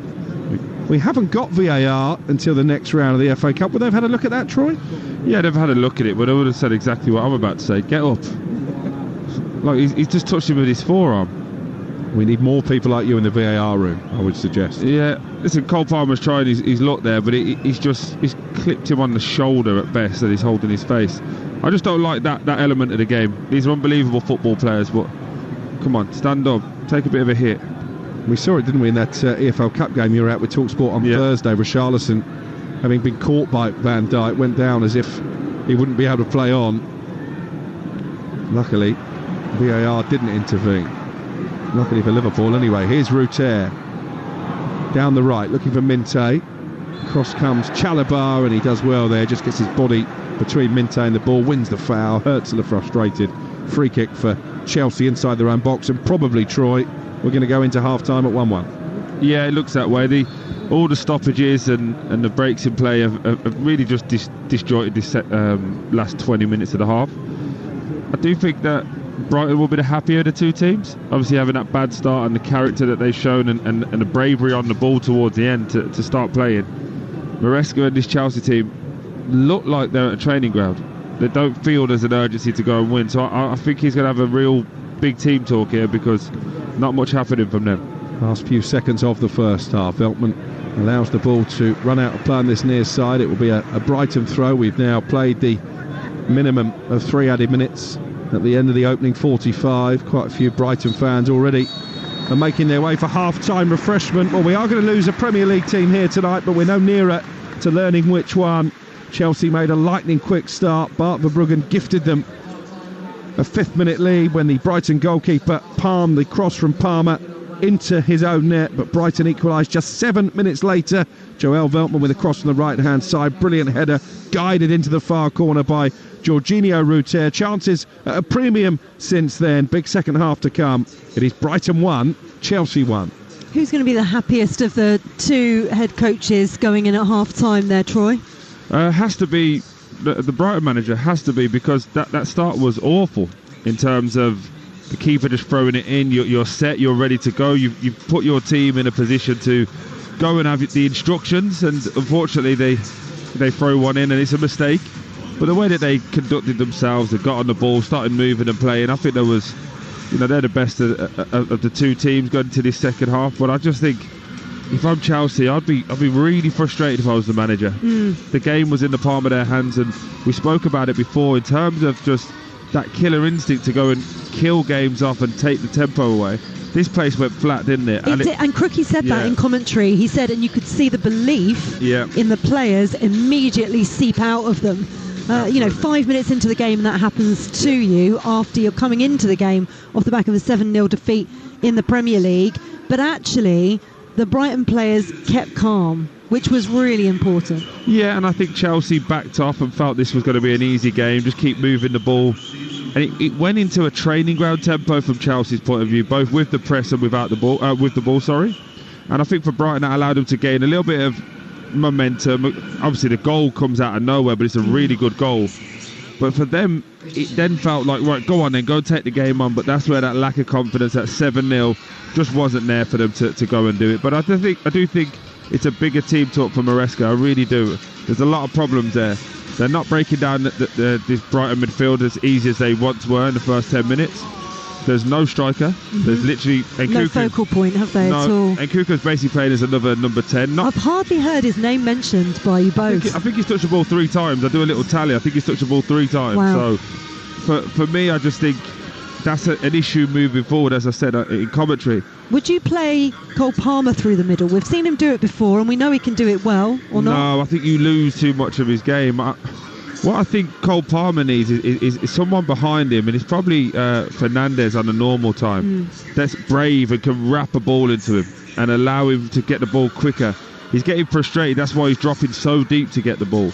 And he's playing the passes through to Drewsbury Hall that he wants. As a striker, arguably they may have to go with Neto. They need someone that's willing to run without the ball. At this moment in time, it's too predictable. And we see this with like the teams like Arsenal, even Man City at this point. When you're trying to do something and it works for so long, teams start to figure you out and stop and try and stop you. They worry more about stopping you than going and scoring. And I'm just looking at this Chelsea team, and it's very much the same. They get out one side, they should cross the ball, they can't cross the ball, so they come all the way back and do it again the other side, and it's just becoming a bit too predictable at the moment. Well, Enzo Maresca has the option of Enzo Fernandez on the bench if he wants to use him. I'm going to trademark your "what a stinker" for Verbruggen's own goal. That did make me chortle a little bit. It was terrible, but they have rallied, and actually Brighton could have been ahead going in at the break. Jorginho Rutter was fantastic as a Brighton fan comes over to greet Troy. Yeah, he just showed me last time I was here. João Pedro obviously played with him at Watford, again another Watford legend. Cheers Watford for that legend. He came and said hello, and he was injured at the time, but we was on air, and all the fans wanted a picture, and obviously security had to just move them out of the way because he'd come to say hello. That's called respect, I think. Well, you say that. Half time here at the Amex in our fifth and final FA Cup commentary of the day here on Talksport. Brighton 1, Chelsea 1. We'll round up all the action from earlier today next, plus bring you the second half. Game day. The rousing radio broadcast. FA Cup Game Day live on Talksport. The Emirates FA Cup live on Talksport with Carly. What a driver, what a goal! Oh, yes! The official beer partner of the Emirates FA Cup. 18 plus, always drink responsibly. Yo, UK, listen up. At BetMGM, we give our players sports betting entertainment like nobody's business. Football, horse racing, darts, boxing, tennis, golf, NFL, NBA, offers. Oh, you know we got offers. Like bet £10 and get £40 in free bets. BetMGM, it's showtime. New customers only. Wagering requirements and conditions apply. 18 plus. Please gamble responsibly. If you're in the trade, you need workwear that works as hard as you do. Portwest Protective Workwear is designed to provide total protection and maximum comfort for trade and industry specialists. With award-winning product innovations, Portwest only uses world-class stretch or protective fabrics, trims and technologies, meaning our products are built to last. Portwest's design team also ensures that the products look as good as they perform. Portwest. Workwear that works overtime. Find out more at portwest.com. It's past 7 p.m. and your money's winding down. Why not keep it working while you rest? Download the XTB app and let your money work for you. Buy stocks and ETFs commission-free. Invest passively with investment plans. Open an ISA account. Earn up to 4.75% interest on uninvested funds and more. XTB, where your money works. Your capital is at risk. XTB Limited is a global fintech, not a bank. Deposits should be made for investment purposes only. T's and C's apply. Looking for a sportsbook you can trust? Say hello to Kaluki. The messenger betting service where having a flutter is as easy as texting a mate. No complicated apps to download, just straightforward betting, competitive prices and fast payouts. Bet on your favourite sports and track your wins, all while chatting on Messenger with Kaluki as if you were talking to a pal. Best odds guaranteed on UK and Irish horse racing, along with daily boosts and enhanced places. Enjoy the newest way to bet. Just visit kalukisportsbook.com. Over 18s only. T's and C's apply. BeGambleAware.org. Right now, B&Q Club and Trade Point members get 15% off when you spend £75 or more on everything in-store and thousands of products online. Not a member? Join today and save today. Sign up in-store or online. Hurry, ends Tuesday. You can do it when you B&Q it. For full terms and conditions, see DIY.com or tradepoint.co.uk. At Betfair, we're about finding different ways to play. Like with our 90-minute guarantee. We've all been there. The clock ticks over into 90 minutes and then a speculative cross into the box ricochets off a knee and goes in, ruining your bet. But with Betfair's 90-minute guarantee, if your bet is winning at 90 minutes or full time, we pay out. Betfair. Play different. Applies to match odds 90 market or markets with the 90 icon. Sportsbook exclusive. Terms and conditions apply. 18 plus BeGambleAware.org. Fight Night on Talksport with USN, your partner in performance. Knockout names, insider news and nailed-on adrenaline from UK radio's hardest-hitting, closest to the canvas boxing showcase. Plus a weekly undercard of big fight build-ups, backstage bust-ups and heavyweight debate. Fight Night, tonight from 10 on Talksport with USN. Prepare, perform and recover faster in 2025 with USN Sports Supplements. Visit usn.co.uk. On 1089 and 1053 medium wave. Online, On your mobile. on the app. And on your smart speaker. Talk Sport. This is FA Cup Game Day on Talksport. Faker Others with you this evening. Thanks so much for your company. Half-time here at the Amex and our final commentary of the day before we bring you Fight Night live at the conclusion of this match. Derek Chisora taking on Otto Wallin in Manchester. It's Chisora's 42nd and final fight on home soil, so you don't want to go anywhere. Stay here with us. Right, and end-to-end first 45 minutes here at the Amex, so let's hear the half-time highlights in partnership with Carling. Emirates FA Cup half-time highlights on Talksport with Carling. Brilliantly refreshing from the first sip to the last. 18 plus. Always drink responsibly. On this fourth round Saturday, it's a game that comes with a fair bit of extra spice given the number of coaches and players who've swapped Brighton for Chelsea in recent years. Pedro Neto arrows a pass back to Palmer and it's been fumbled in by Verbruggen. It's an absolute calamity from the Brighton goalkeeper, and Brighton, having been hit for 7 last weekend, had that sinking feeling again. Back into the box and it's been headed in by Jorginho Ruter. And Brighton, in double quick time, are back on level terms. Ruter with the header. Right, it's been quite the day, hasn't it, in the FA Cup here on Talksport. That, though, was the half-time highlights, and thanks to Carling. 18 plus, please drink responsibly. Emirates FA Cup half-time highlights on Talksport with Carling, the official beer partner of the Emirates FA Cup. 18 plus, always drink responsibly. Oh, it has been an amazing day in the fourth round of the FA Cup. Let's remind ourselves of the fantastic fourth round Saturday. Oh, it's an unbelievable goal. It's the goal of a lifetime. All the plaudits go to Jamie Donnelly. We're witness to one of the best moments that I've seen. Grealish in towards De Bruyne, towards goal and in. And Manchester City lead for the first time. One of those days where the result far eclipses the performance. Leyton Orient 1, Manchester City 2. Here comes Tavernier again, trying a drive from the edge of the area. Might drop for Jemison, blocked by Pickford, but it goes in anyway. And Everton have somehow found themselves 2 goals down. Wigan 0, Fulham 2. The Premier League back in front almost instantly, and it's Rodrigo Muniz with his second. It's now Stoke 3, Cardiff 3. Cardiff back on level terms. Southampton 0. Burnley 1. Marcus Edwards has put the Championship side in front, and Jayden Philogene was able to squeeze it past the goalkeeper Dobin. Coventry 1, Ipswich 4. Cardiff have gone through on penalties against Stoke 4-2. Back to Iwata! Oh! Pick that one out! You can't strike it any better. Magnificent strike. And then in towards Willett. Arriving late inside the 6-yard box through the legs of the goalkeeper, and in. It's Birmingham City 2, Newcastle 3.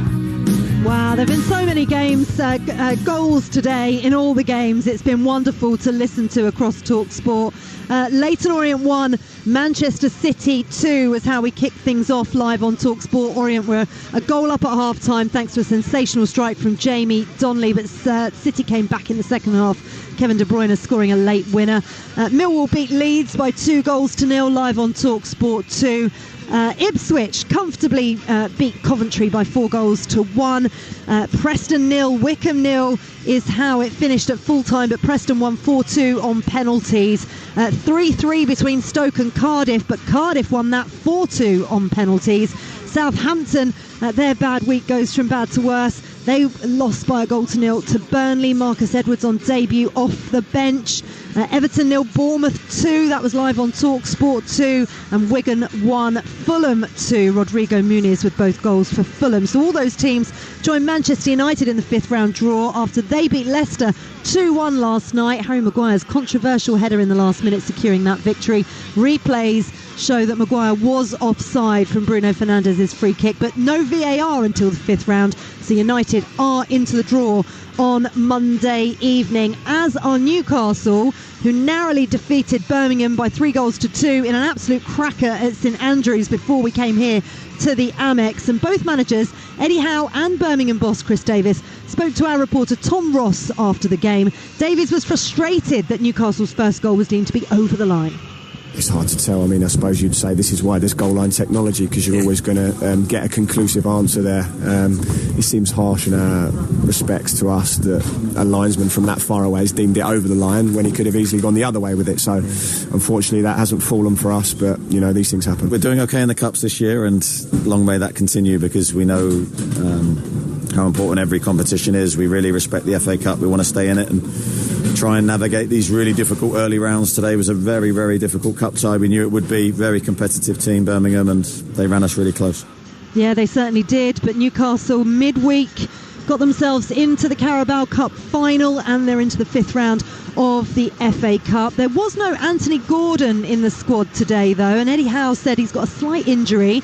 He said he thinks it's only a small one, but enough for him to not to feel comfortable travelling. So let's wait and see. Newcastle's next match is against Manchester City at the Etihad on Saturday in the Premier League. We've got 3 more FA Cup commentaries for you tomorrow. Blackburn against Wolves kicks off our coverage at 12:30. Plymouth against Liverpool is exclusive to Talksport. That's a 3 o'clock kickoff, and then Villa Spurs follows that at 5:35. Also into Monday, we've got Doncaster against Crystal Palace and Exeter against Nottingham Forest on Tuesday, all on Talksport. So be sure to join us for both and all of those games. In fact, 5 more FA Cup 4th round ties for you. If you're a rugby union fan, what a result for England in the Six Nations earlier on today as well. Elliot Daly's 79th minute try gave Steve Borthwick's side a thrilling 26-25 win over favourites France at Twickenham. It was such a cracking game. Earlier in the day, Italy had beaten Wales at 22-15. Ireland travel to Scotland tomorrow afternoon. Right, second half coming imminently here at the Amex. Chelsea first out onto the pitch as the referee comes out with the ball under his arm. Jared Gillett waiting to kick off this second half, just waiting for the Brighton players to emerge out of the tunnel as everybody around us starts to take their seats. We have had 15 minutes of half-time. Looks like there's a change imminent as well, which your match commentator Alex Crook can bring us. Yeah, no real surprise. Lewis Dunk twice going down for lengthy periods of treatment in that first half. Looks like he will not be coming out for the second half. Adam Webster, who was stripped and ready towards the end of the opening 45 minutes, is about to come on. Disappointing for Lewis Dunk. He's missed half a dozen games already with injury this season, and Webster will take his place alongside Jan-Paul van Hekke at the heart of this Brighton defence. No changes for Chelsea, with the teams locked at 1-1, and a reminder once again, if it stays that way until full time, we will be heading into an extra 30 minutes and potentially penalties on Talksport. We will get a winner from this all Premier League tie one way or another this evening, and it will be Chelsea who took that early lead in the first half. Bart Verbruggen palming across from Palmer into his own net, countered out by Jorginho Ruter's header just 7 minutes later to get us back underway. Chelsea all in black, shooting from left to right in this second 45. Brighton in their blue and white striped jerseys, blue shorts and blue socks, attacking the goal away to our left, as they like to do actually, Brighton, in the second half of matches. And I'll run you through the 2 lineups for this second half. Brighton with that one change, Webster on for Dunk, so Verbruggen the goalkeeper, Veltman, Van Hekke, Webster and Lamptey the back 4, Hinshelwood and Belieber in front of them, Minte, Ruter and Mitoma are in behind Danny Welbeck, the lone striker. Chelsea have Robert Sanchez in goal, a back 4 of Gusto, Tosin, Chalabar and Cucurella.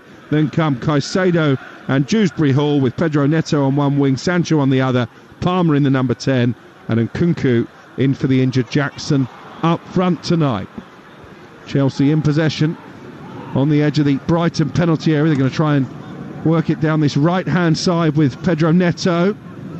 He looks to have run off whatever problem he had injury-wise in the first half. But Troy, how big a loss for Brighton? No Lewis Dunk for this second 45.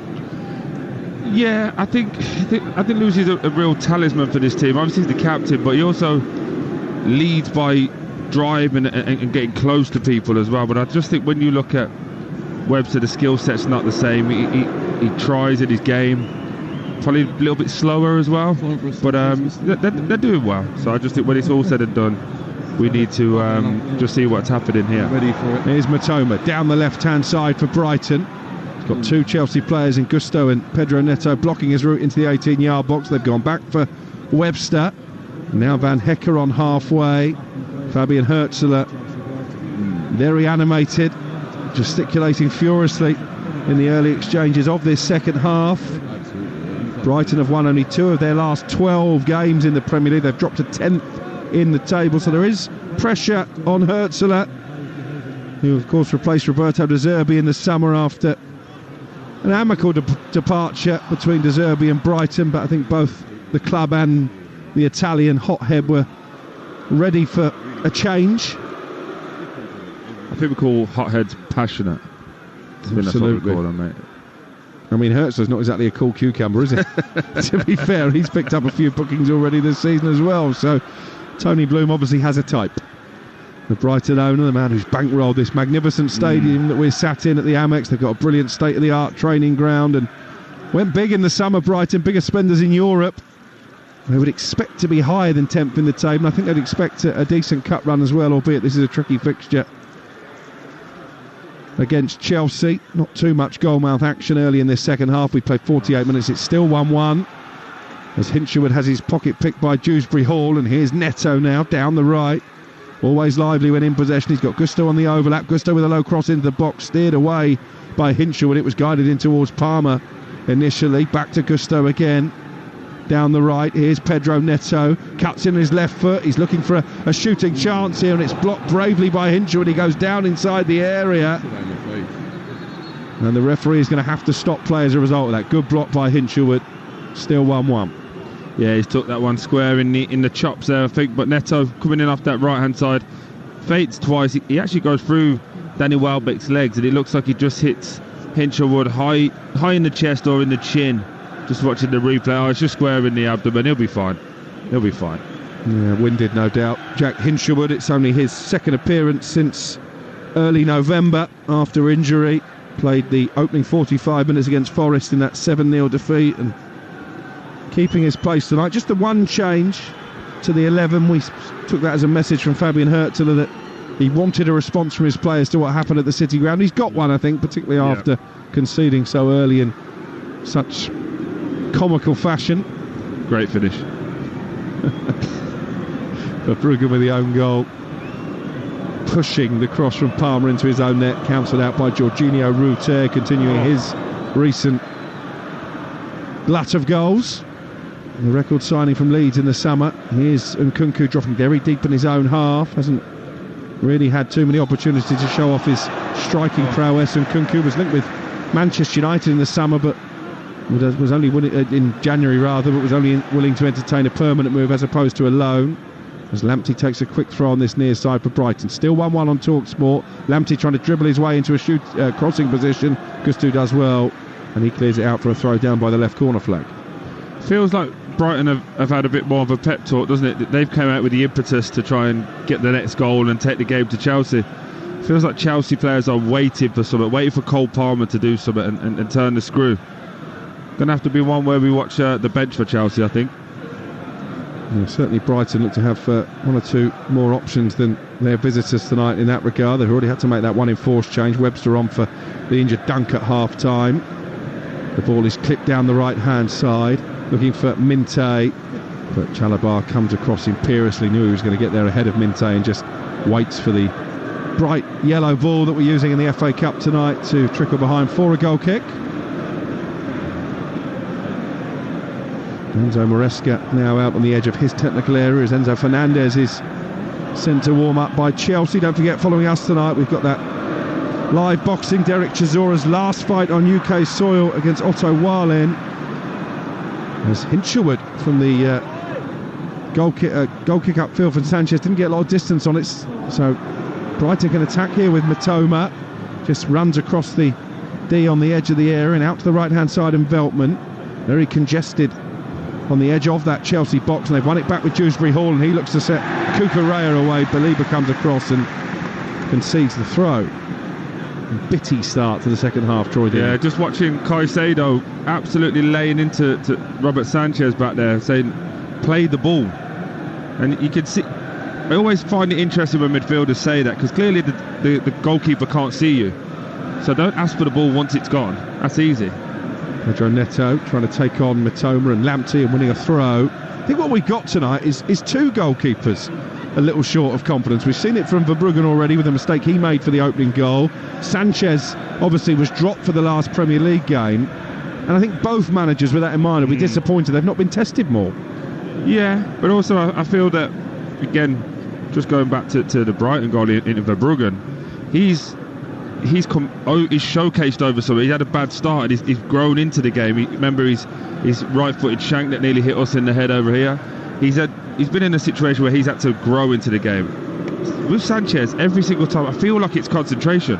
Well, he's played Caicedo almost in trouble on the edge of the area there. Hinshelwood couldn't quite get there, but it wasn't a great ball out by Sanchez. But it's concentration with him all the time. It's not that he can't do the things. He's obviously a very good goalkeeper, but you just feel, and if I was a Brighton player today, I'd be like, he'll give me a chance. If I'm Danny Welbeck, I'll press him every time, because he'll do something silly.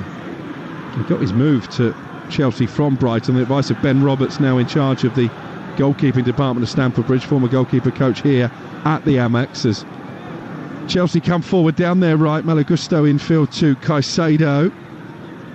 Short for Cole Palmer, who's got a bit of a frustrated figure. I think that he's not been able to influence proceedings more in the opening 54 minutes. 1-1. But that's the frustration though, Crookie. He gets the ball there on the half turn, he turns, he puts a lovely ball in for Gusto, who's in behind Lamptey, and then they get to the edge of the box, they stop again, and then they recycle it all the way around. And I think his frustration is that he's not playing with a calibre of player that can do much more than that he's used to. Caicedo's pass has found its way to Pedro Neto on the near side, teasing Tariq Lamptey, the left back for Brighton. Caicedo 25 yards from goal, rolls the ball back to Chalobah, and here's Caicedo again out to the right. Neto against Lamptey's been an intriguing battle to this point. And Neto trying to tie the defender in knots, and he's got away from him.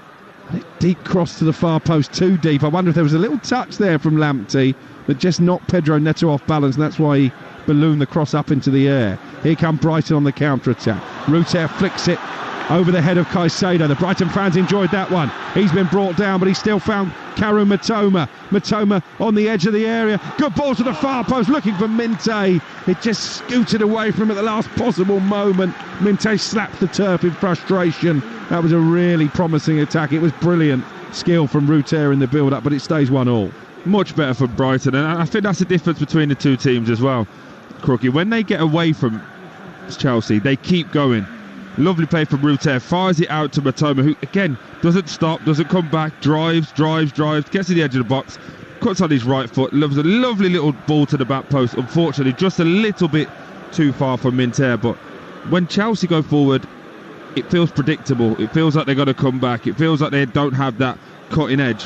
When Brighton go forward, you think they could score any time. Clap of encouragement from Fabian Herzl, the Brighton manager as well, but just charged down a ball upfield and conceded a throw. Gusto takes the throw short to Caicedo, who goes long upfield looking for Pedro Neto. Lamptey got there ahead of the Portuguese international and cushions a pass back to Bart Verbruggen. 1-1, 11 minutes gone in the second half. It's our fifth live commentary across the Talksport network on this fourth round Saturday, our 6th of 11 in total. 3 live games tomorrow, including exclusive coverage of Liverpool's trip to Plymouth. Liverpool in the hunt for a possible quadruple, having booked their place in the League Cup final, live on Talksport on Thursday. As Baliba turns sweetly away from Dewsbury Hall and then scoops a lovely pass out to the right. A groan of appreciation from Troy Deeney, picked up by Minte. Had a chance for Veltman to cross into the centre. It's not away yet by Chelsea, and the end it's just smashed upfield by Chalabar.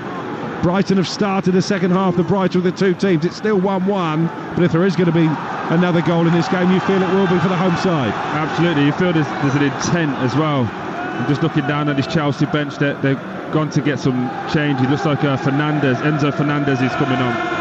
Well, he was sent to warm up very early in the second half as the Brighton fans inside a packed Amex Stadium make their voices heard on Talksport. Ruter able to turn away from Chalabar inside the centre circle. Matoma's going to have to be quick to keep that in play, but he does so, the Japanese international, and he's into the penalty area looking for Lamptey. Lamptey with a right foot shot that's blocked on the edge of the box. Dewsbury Hall gives it away, and Matoma has lifted it over the goalkeeper, and he finds the far corner, and Brighton have hit the front. Karu Matoma, the subject of a mega money bid from Saudi Arabia in the final hours of the transfer window, showed just why Brighton were never going to let him go. It's a lovely scoop finish over his former teammate Robert Sanchez into the far corner, and from 1-0 down after 5 minutes, it's now Brighton 2, Chelsea 1. What a goal, what a goal. Really good first touch here, Alex, from Matoma. It starts with wonderful play again from Ruter, gives it out to Matoma. He makes a ball that he should never ever get, but as he plays the ball back to Lamptey gets his shot off, and as it breaks, it goes to Dewsbury Hall. He plays the ball to Caicedo, and Chelsea are saying it's a foul because Caicedo falls over Lamptey. Take nothing away from this next touch though. From as it breaks from Lamptey, it goes straight into Matoma. He takes it on the chest, trying his best not to fall over, and as the keeper comes out, just lifts it effortlessly with the outside of the right foot. Chelsea have made the change straight away, but we could feel that coming, couldn't you, Alex? You could feel there was a pressure and an understanding that Brighton were going to score. A 6th goal of the season for Karu Matoma gives Brighton the lead in this FA Cup 4th round tie. Chelsea were ready to change anyway. Immediately Enzo Fernandez replaces Kiernan Dewsbury Hall. Well, they had a nightmare start to the first half. Fabian Herzl will be much happier with the way his team have applied themselves early in the second. 59 on the clock, and for the first time tonight the home team ahead, and Chelsea, who never lose in the 4th round of the FA Cup, well, that record is in big danger now. And it's still Brighton snapping away. It almost needs a mentality change from Chelsea, doesn't it? Because they've been so lethargic at the start of this second half. How do you suddenly start to go up through the gears? Oh, great question. It's something that the manager's going to have to try and instill. Maybe a couple of changes. Maybe put a couple of young boys on there, maybe. I'm just looking at the bench. Do you put a few young boys who want to impress and showcase what they can do? Because it feels like an ego game. It feels like a lot of the Chelsea players think that this game is... They shouldn't really be playing this game, if you get what I mean. Why am I playing in the cup games? He made the 6 changes, didn't he? Enzo Maresca. No real reaction from him in terms of his body language. Here's Cole Palmer. He's always capable of getting a team back in the game, but it's not been his night, and right on cue his pass to Nkunku is well overhit. The Frenchman is frustrated, and Cole Palmer just looks at the turf. Hour gone, Brighton 2, Chelsea 1. I don't think that's a Cole Palmer pass. I really don't. I think that's a really poor run from Nkunku. Cole Palmer's got turned on the half turn, and as he's running towards the edge of the 18-yard box, Nkunku pulls away as if he wants it, much like a Thierry Henry used to do, pull up on the shoulder of the defender. And as Cole Palmer puts his head down, he just sprints inside and makes it impossible for him to get. I mean, you mentioned that the Chelsea players were maybe asking for a foul in the build-up to the goal. Suggestion is it might have hit Tariq Lamptey's arm. Brighton don't care though, and they're coming forward into the penalty area again, crossing towards Welbeck from Minte. Deflected behind by Chalabar. Minte whips up the Brighton fans behind the goal. It's a corner. Well, we've seen this weekend people who don't want VAR. Well, those travelling Chelsea fans might be asking for it now. Certainly Leicester fans live on Talksport were last night when Harry Maguire, clearly a yard offside, headed a late winner for Manchester United. And maybe Brighton have benefited from the lack of technology with their second goal. Expertly finished by Matoma, but should it have been disallowed in the build-up? Here comes the corner. Minte whipped in. Oh, it's a great delivery, and Danny Welbeck at the far post. Maybe just got caught underneath the ball. He heads it behind for a goal kick. But how much better has the game been? Not waiting for VAR. And obviously your Man United team had a giant killing yesterday getting over that Leicester team, so you'll be happy with it. Still in the hat. That's all that matters at this stage. At the moment, Chelsea won't be in the hat. The score is Brighton 1, Chelsea 1 here on Talksport at the end of an action-packed day of FA Cup 4th round football. And we've got live cricket as well. England need a win to keep their 3-match ODI series alive. The second one-day international against India live tomorrow on Talksport 2 and the Talksport Cricket YouTube channel. Our coverage starts at 7 a.m. Troy might be home by then. Teams and tosses at 7:30. The match begins at 8. At least at the moment, we're not getting extra time and penalties here. Yeah, let's all hope and pray, eh? I'm just looking at this Chelsea team again. Unfortunately, seeing a lot of ego, a lot of finger pointing. I think it needs a couple more subs. Maybe I'm wrong, but it just feels like it needs an injection of energy and enthusiasm for this Chelsea team. It's very predictable. Certainly by Brighton, the team who've had a bit between their teeth in the second half. They lead 2-1. We've played 62 minutes. They were 1-0 down early on.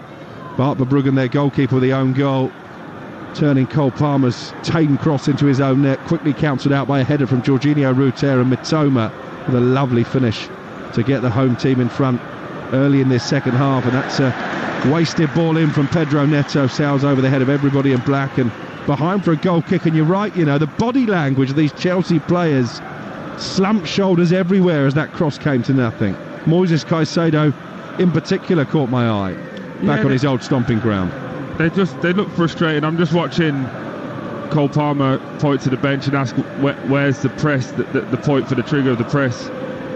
It just looks to me like Chelsea are, I know they've made 6 changes, but a lot of disjointed players, a lot of players who, like I say, ego, feel like this game's beneath them a little bit. But they're not on a good run of form, Crookie, so I don't know where that's coming from. And the likes of Sancho, Pedro Neto, and also Nkunku, who are probably fighting for a first team place on a regular basis. I don't remember saying their name, do you? Ball played forward, looking for Cole Palmer on the edge of the area, headed away by Webster. Palmer looking to make that darting run in behind. It's knocked up towards Welbeck on the halfway line. Tosin wins the header. And now it's with Belieber, who makes such a difference to this Brighton team. Absolutely. And he plays it back to Verbruggen, the goalkeeper. He'll be the most relieved man inside the stadium after that early calamity that at the moment isn't going to cost his team a place in the 5th round. Chelsea potentially about to become the highest profile casualty of round 4 so far. The rest of the big guns safely through. Manchester United, I mentioned last night, Newcastle had a bit of a scare at Birmingham, fell behind early, live on Talksport this tea time, but they're in the hat as well. We would expect Liverpool to win at Plymouth live on Talksport tomorrow. Tottenham Aston Villa is an all Premier League tie, so with some EFL teams already through, it might just open up for someone, maybe for Brighton. Haven't reached the final since way back in 1983. They were semi-finalists against Manchester United 3 seasons ago, lost on penalties at Wembley in a game they probably should have won. And certainly this would be a tonic to back-to-back Premier League defeats that they came into this game on the back of. 65 gone, they lead 2-1, but that's a mistake by Minte diving in, allows Sancho to come forward into the area. Fernandes looks to cut the cross back, and it's well cleared by Adam Webster. Just a little warning sign for Brighton that as poor as Chelsea have been since half-time, they still have weapons that can hurt them. Here's Tosin, the ex-Fulham man. Gusto out to the right, and Pedro Neto, number 7 in bright pink numbering on the back of his black jersey. Pedro Neto. Sort of know what he's going to do though, don't you? Every time he gets the ball, he comes in his left foot. Yeah, you do, but again, just jinking and jiving, not going anywhere. I just wondered, like, you're watching this game just like do you think it's a bit too predictable? From Chelsea's perspective, absolutely. And a bit too one-paced as well, which wasn't the case early on. Yeah, no one running in behind. It feels like they all want to showcase that they're good players. When you've got such good players, talented players, you need selfless runs. You need someone to just run in behind, and that's an underrated skill that Nicholas Jackson does for this team. He's always on the shoulder. A bit like what Haaland does for Man City. Does a load of runs. He probably gets the ball 2 or 3 times, but when he does get them, they normally score. Just looking at this Chelsea team now, and it's going from left to right across the back. Cole Palmer now is right next to Tosin getting the ball, and they're going inside, and Brighton are very, very comfortable. It's got to be perfect or a mistake for Chelsea to score. Here's Sancho, left corner of the 18-yard box. Again, he's away from Minte. Gets the delivery in. Good header away by Lamptey, leaping like a salmon inside his own penalty areas. Brighton ready. Diego Gomez to come on for his third substitute appearance for the club. Sancho, urged on by the Chelsea contingent behind the goal, finds Fernandes, who looks to curl one left-footed into the top corner. He scoops it over the crossbar, but he gets the applause of his manager, Enzo Fernandez, for the effort. Goal kick for Brighton, who lead 2-1 with 67 played. Yeah, finally the ball goes out to Jadon Sancho, and great run, overlapping run from Cucurella. I think the ball actually was pulled back for Cole Palmer to take it on the edge of the penalty area, but Fernandes takes a touch and then scoops it with his left foot, and unfortunately goes over. But I think the reason the manager's a lot happier is because there's a bit of tempo, as you said. At the moment the tempo is very one-paced, very I have it, you have it, give it me back. You need someone to drive. I keep hammering home the same point. I don't feel like it'll be long until Madueke is on, unless there's obviously an issue with his minutes that they want to keep him off, but he's been warming up for a long time. It feels like it needs that kind of driver. And with that being said, Crookie, all this is doing is encouraging Chelsea to come further forward, and they're leaving loads of spaces behind. And for the listener, it'd be like the Arsenal-Newcastle game in midweek, where they left the space for the pace of Gordon and Isak. Brighton are doing exactly the same thing. Well, the home side have made that change. Diego Gomez, the Paraguayan, is on for Jack Hinshelwood, so a like-for-like replacement, and the tall figure of Gomez involved straight away, winning the ball back off Caicedo. Deep in Chelsea territory, Lamptey has been fouled by Caicedo. The referee played an advantage initially and has pulled it back for a free kick, and it's an obvious yellow card for Moises Caicedo. The Brighton fans enjoying that for their former player. I don't think he can have too many complaints. Lamptey was away and he caught him from behind. Yeah, it's a foul, it's a yellow card. Just seeing a few elements of frustration, and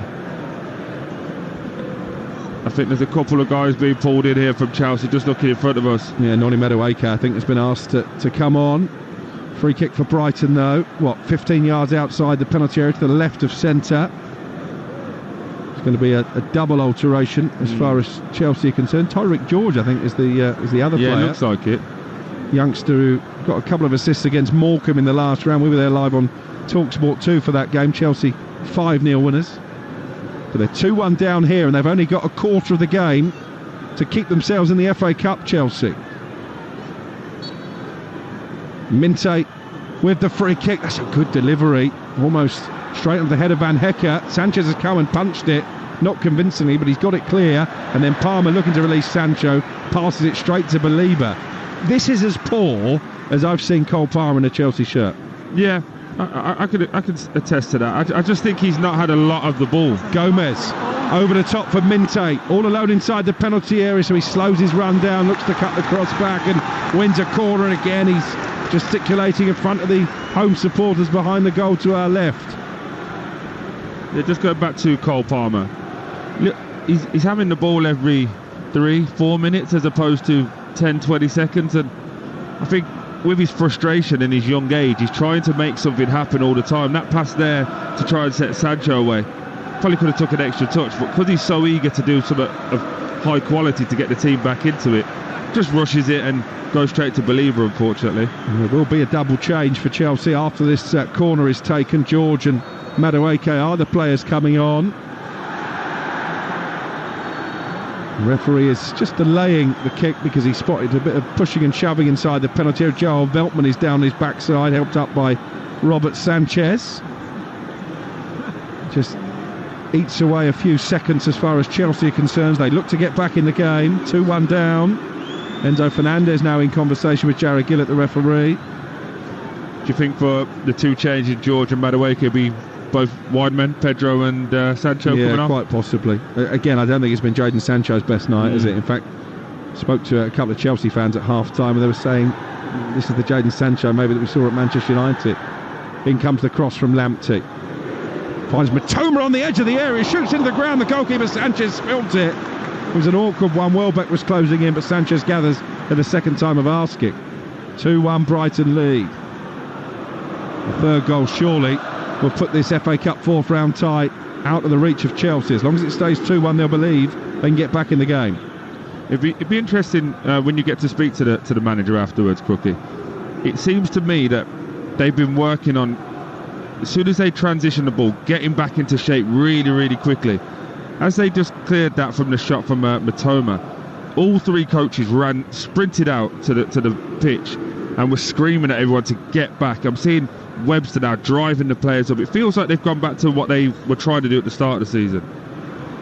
2 Chelsea subs still wait to come on down below us. Caicedo with the ball over halfway, out to Pedro Neto, who may well be about to go off. He's running at Lamptey, crosses low into the area, good delivery there, finds Sancho at the near post, and well, in fact it was Sancho it was, and I think he just ran into a Brighton player and he was half-heartedly claiming for handball. It was a bad first touch and just trying to do a little bit too much. Sometimes in those areas, just get a touch and shoot. They were trying to claim it hit Webster on the arm, but it was from point-blank range. I think his arms were down by his side. Particularly with no VAR tonight, they were never going to get that penalty. Here's Gusto into Fernandes in midfield. Isn't it interesting though, Crookie, with Madueke and George just stood right at the side of the pitch, you can see Neto gets the ball and he drives and he has a bit more impetus. It's as if he knows he's coming off and he goes, let me show you that you should keep me on for another 3 or 4 minutes. Brighton are going to make a couple of changes as well. Yasin Ayari, Swedish midfielder, and João Pedro, your former Watford teammate, are just getting their final instructions, so a double change for both sides. 73 gone, Brighton 2, Chelsea 1 on Talksport. Already today wins in the FA Cup for the likes of Ipswich and Fulham. Newcastle away from home at Birmingham. Manchester City coming from behind to beat Leyton Orient to kick us all off this morning, and Millwall got the better of Leeds at Ellen Road in an all-championship tussle. Cardiff beat Stoke on penalties, also an all-second-tier tie here at the Amex. It looks like Chelsea are going out the FA Cup and going out with a bit of a whimper at the moment. Here's Palmer coming in from the right touchline, plays the ball into Tosin inside the centre circle. Tosin will come forward, tries to slide it into the penalty area, and there's Palmer on the stretch. His attempted left foot half volley ends up near the corner flag in the back of the net. Jadon Sancho coming off here. Yeah, and Tyreek George coming on. How will Jadon Sancho feel about being replaced by a teenager? He doesn't look, I'm just trying to catch a picture of his face. He doesn't, none of them look that bothered that they're coming off. It's kind of as if they expect it in a weird way. They've accepted that they're going to come off. Well, this is a big change for Brighton. Carlos Baleba just back from injury. They really missed him at Forest last week in that 7-0 defeat. He's making way for Yasin Ayari. Big job for Ayari to do in the final 17 minutes. And Jorginho Ruter, who scored a brilliant equalising goal in the first half, heading in Veltman's cross, is also going to be replaced by João Pedro. What do you make of that, Troy? Both wide players off for Chelsea as we expected. Yeah, that's exactly what I expected, and I think the changes for Brighton now are more for fitness and fatigue. They can't afford to be without Baleba, and Ruter change for João Pedro is a like for like, but actually two very good players.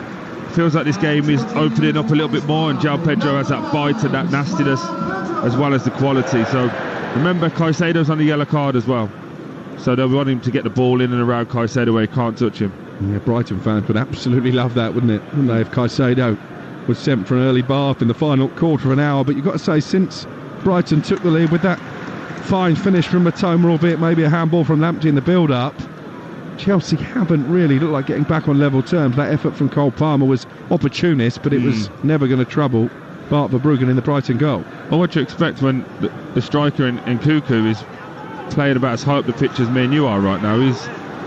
I don't actually remember him being in the box, do you?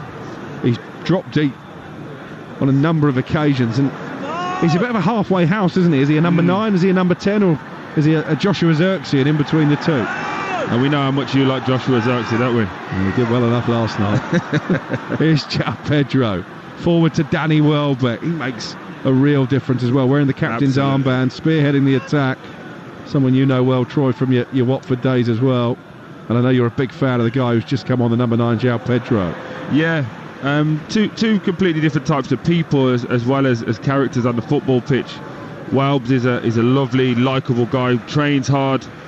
Unfortunately, his body's let him down over the years. Otherwise, he would be still at the top table. He really would. You look at what Man United have got up front now, he'd be doing a hell of a job.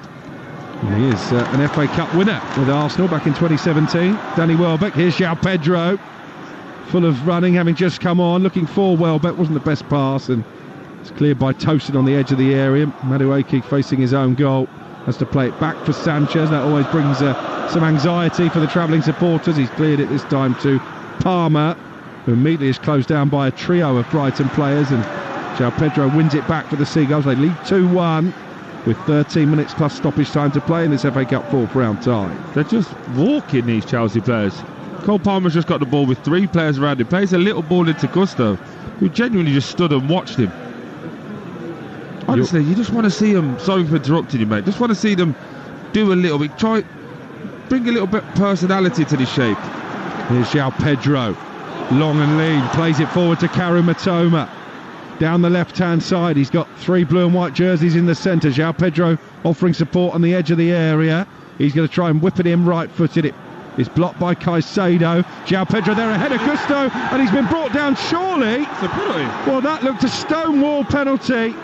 João Pedro dragged to the floor, in my opinion, by Malo Gusto. The referee, Jared Gillett, had a good view of it and said goal kick.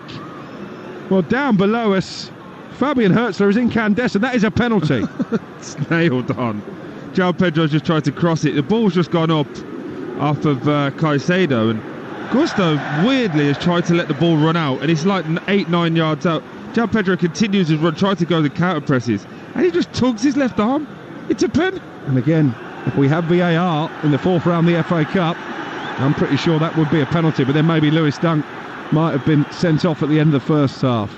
No, not sure that game about it. Not sure that Fabian Hertzler would say these things even themselves out, but poor defending from Malo Gusto, and he's got away with it. Absolutely got away with it. 12 to go, 2-1 Brighton, and Gusto now runs with the ball towards halfway, plays it out to the right, and Palmer, number 20 for Chelsea, dinked forward looking for Madueke.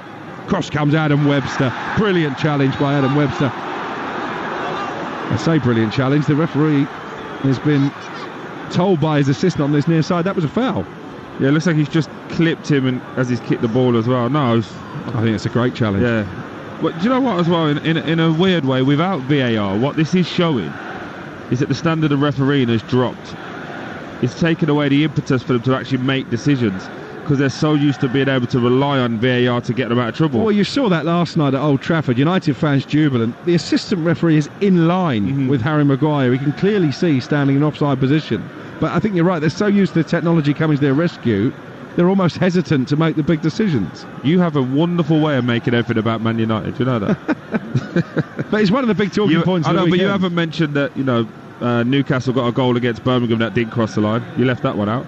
But it's fine. I thought that did cross the line, to be fair. But again, your point's valid. And there are a lot of people who think it damages the integrity of the competition that it comes in round 5. If you have the technology all the way through, or you don't. Yeah. A lot of people will feel like that. Here's Enzo Fernandez. Crosses into the area from the free kick. Chalobah took a swing at it on the half volley. Didn't make contact. Brighton wanted a free kick for a foul on the edge of their own box. Again, the referee, to his credit, has tried to let the game flow. Fabian Hertzler are not happy once more, and Chelsea have possession with Tosin. 2-1 to Brighton on Talksport. Chelsea are 10 minutes plus stoppage time away from limply exiting the FA Cup, a competition that they are so used to competing for, so used to getting to the final. Well done, Brett. Lamptey dispossessing Malo Gusto. Maresca wants a free kick. Brighton play on, and Pedro's raced up to the other end. He's on the edge of the penalty area. João Pedro, can he get it back from Danny Welbeck? Tosin was there, and then Caicedo steps in and just pokes the ball clear. That action there sums up Chelsea in a nutshell. Gusto's just fell on the ball. There's not a foul at all. Here's Nkunku. We've barely mentioned his name in this second half, and he's got the ball midway inside Brighton territory. I think those Chelsea fans are getting frustrated. Here's Cucurella with a cross into the area, blocked behind by Van Hecker. Last touch off Cucurella. Goal kick for Brighton. You are listening to Brighton against Chelsea in the FA Cup, live on Talksport with Carling, the official beer partner of the Emirates FA Cup. 18 plus. Please drink responsibly. You just said the Chelsea fans are getting frustrated with their Cuckoos because they've broken the press. He's got on the half turn. There's a counter to go, and he just stopped. He just stopped and waited for his teammates to go and run it, try and make something happen. But just back to my earlier point on Gusto. Tariq Lamptey's been excellent, by the way. When it's Madueke or Neto, he's dealt with the tackles and done it properly. As it comes in, he goes for a counter press again onto Gusto. Gusto falls on the ball. It's not a foul. The ref plays on. Tariq Lamptey then takes the ball off him. They go on a counter attack, and he's on the floor, arms waving in the air, saying it should be a foul. No running back. As it gets cleared again, he's still offside. 10 seconds afterwards. Matoma to Lamptey. Game management, the order of the day now for Brighton. I would go as far as to say, Troy, that since Matoma put them in front early in this second half, the way the game has played out, if they don't win it in normal time, I think they're going to be really disappointed, Brighton, because they've not been under threat. But Danny Welbeck has put his team under pressure. He's passed it straight to Palmer, and there was the substitute Gomez winning it back. And you see how it's infectious, Crookie. When one does it, the next one does it. You've got Cole Palmer and the manager going, should be a foul. It's not a foul. They've won the ball back. Just keep playing. But this Chelsea team tonight feel that it's a sense of entitlement that we're Chelsea, we should get fouls. It's a game of football. Go and earn it. Well, I think that's what Graham Potter and, to a lesser extent, Mauricio Pochettino had to battle with when they were in situ at Stamford Bridge. And maybe when you look at recent results, I know they beat West Ham on Monday, Chelsea live on Talksport, but it wasn't convincing. Enzo Maresca possibly is struggling to manage some of the egos in that dressing room as well. And also the players who wanted away in January and didn't necessarily get the move. Ball played forward towards the Brighton penalty area. Tyreek George is tussling with it, with Minte over on the far side. He does brilliantly. The former Newcastle man slides in, wins the tackle, and then plays it upfield. It stays 2-1 to Brighton. We've only got 7 minutes of normal time to play. But just on your points, though, when you say to people that won away, they need to start empowering the likes of Chalobah, who has had, as you said at the top of the show, a turbulent season, but he's probably been the best Chelsea performer. Between him and Caicedo of just wanting the ball, endeavour, trying their best. Yes, they're not the best players that Chelsea have got, but you need to empower the ones who you can rely on week in, week out. And I'm just looking at this Chelsea team at the moment, and again, I'm only speaking to this game, I haven't seen enough in person. Very much entitled, and they feel that they should be getting the game just because they're Chelsea. Tyreek George has got some space though, and he comes into the penalty area and he blazes it, left-footed, the youngster, over the crossbar. He's got 4 players waiting for the cross. He's gone for glory, and he's absolutely made a hash of it, Tyreek George. Yeah, he has, but at least he's been positive and he's direct. One thing I'm not impressed with by this Chelsea team is, where's your senior players say to the young boy, unlucky, go again, or next time do this? All just looking after themselves. I feel sorry for Gusto because he's right in my eye line, but he's really annoying me just watching him. Really annoying me with his ego and his arrogance. Obviously there's a few of them that are playing as well and doing the same, but he's the closest one to us, so he's the one who's getting it. And if you're out there, if you're a Brighton player, do you clock that? Oh, absolutely. Absolutely. You just say keep the ball, because they'll give it you. But also, you got to remember, this is Brighton on the back of a 7-0 defeat, so they don't want to go after it. Gomez into the penalty area, plays it through the legs of Gusto. Sanchez comes out and collects on the edge of the 6-yard box. It was purposeful play by Gomez, the latest of the long line of players that Brighton have found in South America. He's playing for Inter Miami until his £14 million move in January, but I know they rate him very highly. Looks like he has all the physical attributes to be right at home in the Premier League. And they just keep unearthing these gems, don't they? 5 minutes to play. Brighton 2, Chelsea 1. Live from the Amex Stadium, a bouncing Amex Stadium, as Tosin is closed down by Matoma, and again he's a bit slow to get the ball clear. It bounces off Matoma. Madueke in a tussle with Lamptey, and he ushers the ball back into his own half, and Malo Gusto. In 5 minutes of Madueke being on, maybe 10, he's done more than Neto and Sancho combined. Well, he is one player I think firmly believes that he should be starting regularly. He hasn't hidden that, Noni Madueke. But I don't mind it if you deliver it. Ball aimed in towards Tyreek George on the left-hand side. Nodded out of play by Minte. He's impressed me, Minte, in that when he's been needed to defend, he's got back there and he's tracked his marker. He's not always the cleanest in the challenge. It's not natural to him, but he's making it difficult for the Chelsea wide man, whoever that is.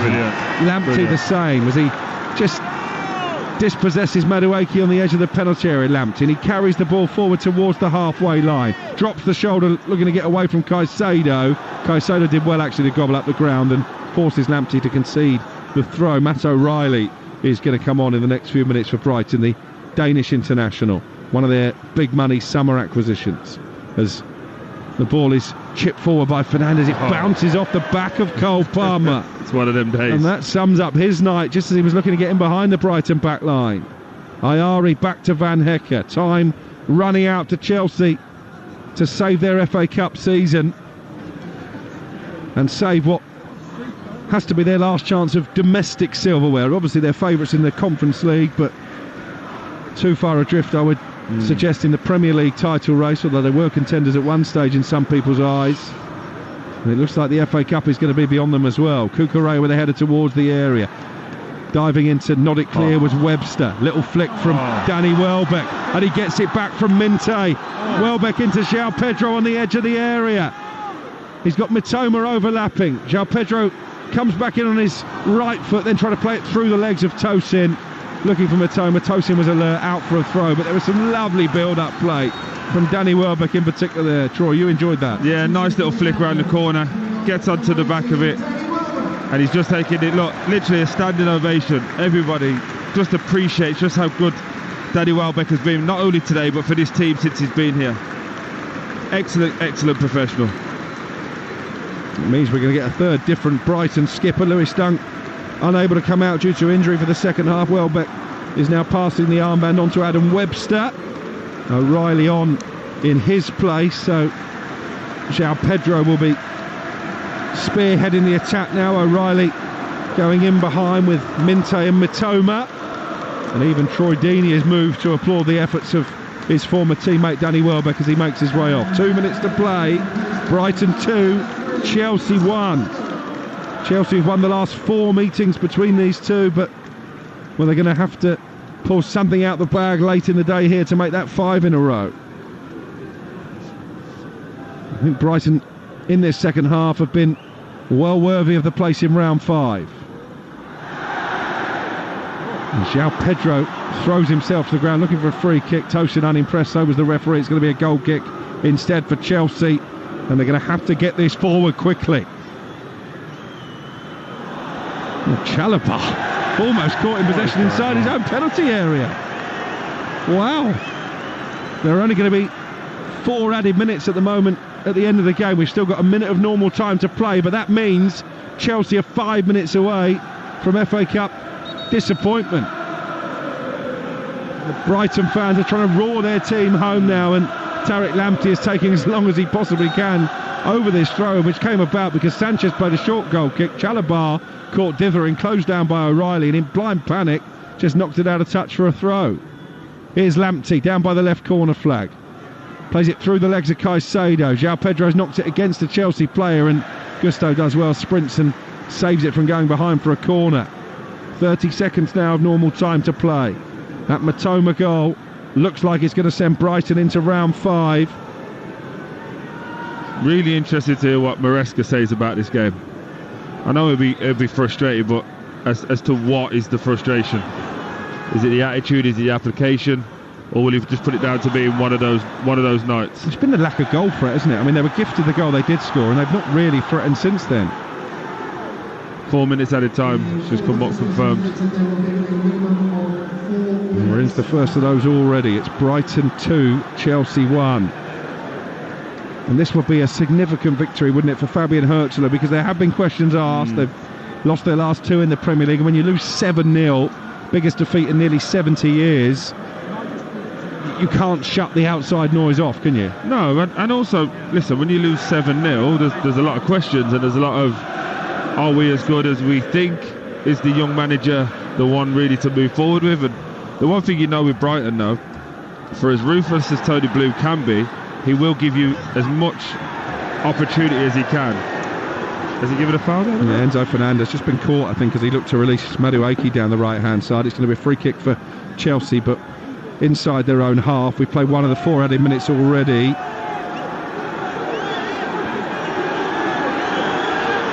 Two balls on the pitch. Cole Palmer's just not one into play, so we'll continue with Tosin. And Tosin into Madueke, into the penalty area, knee support in the centre. Oh, and it's almost turned into his own net by Webster.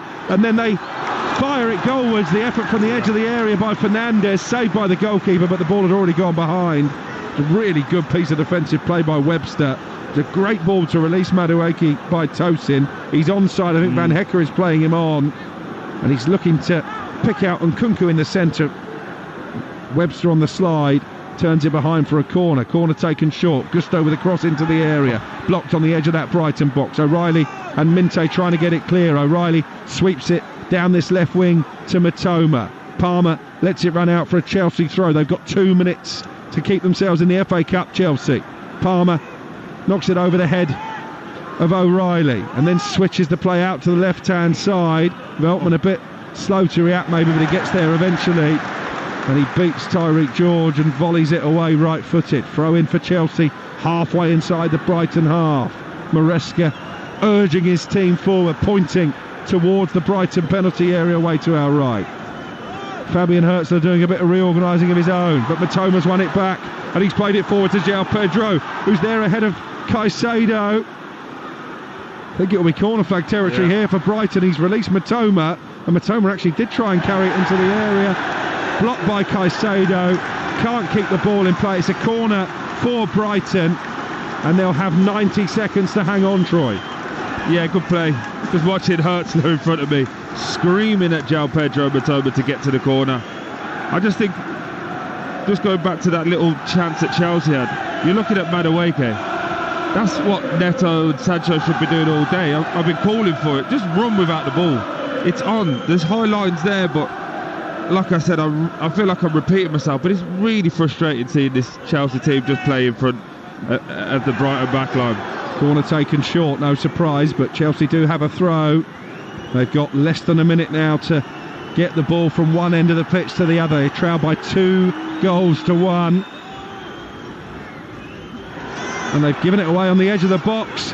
And, a rush of blood from Diego Gomez. He went for the spectacular right-footed curler from 20 yards out. It's wide, but Fabian Herzler is furious they didn't just keep possession, Brighton. Can't score from there though, Crookie. Can't score from the corner flag, mate. Sanchez punts it forward from the goal kick. Gomez atones for his error of judgment, wins the header on halfway, collected by Minte. Seconds left for Chelsea, and the ball is exactly where Brighton want it, down by the corner flag.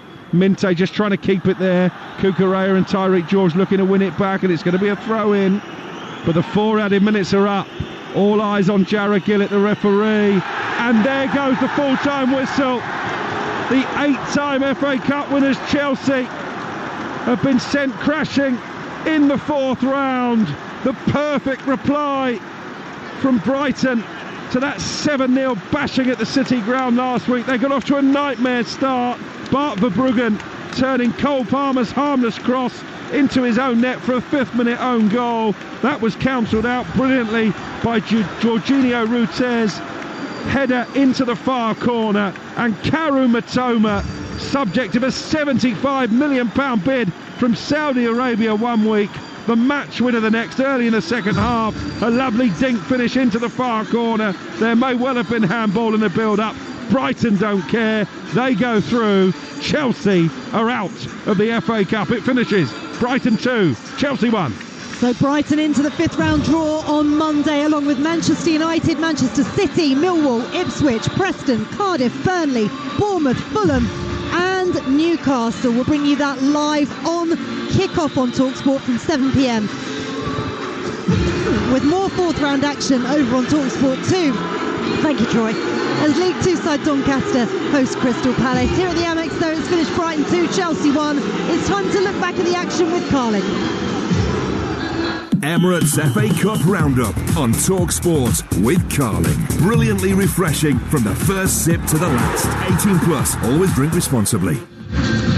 I've had 45 minutes not to talk. When it's my turn to talk, I choke. Troy, how do you sum that up? Was Brighton deserved winners?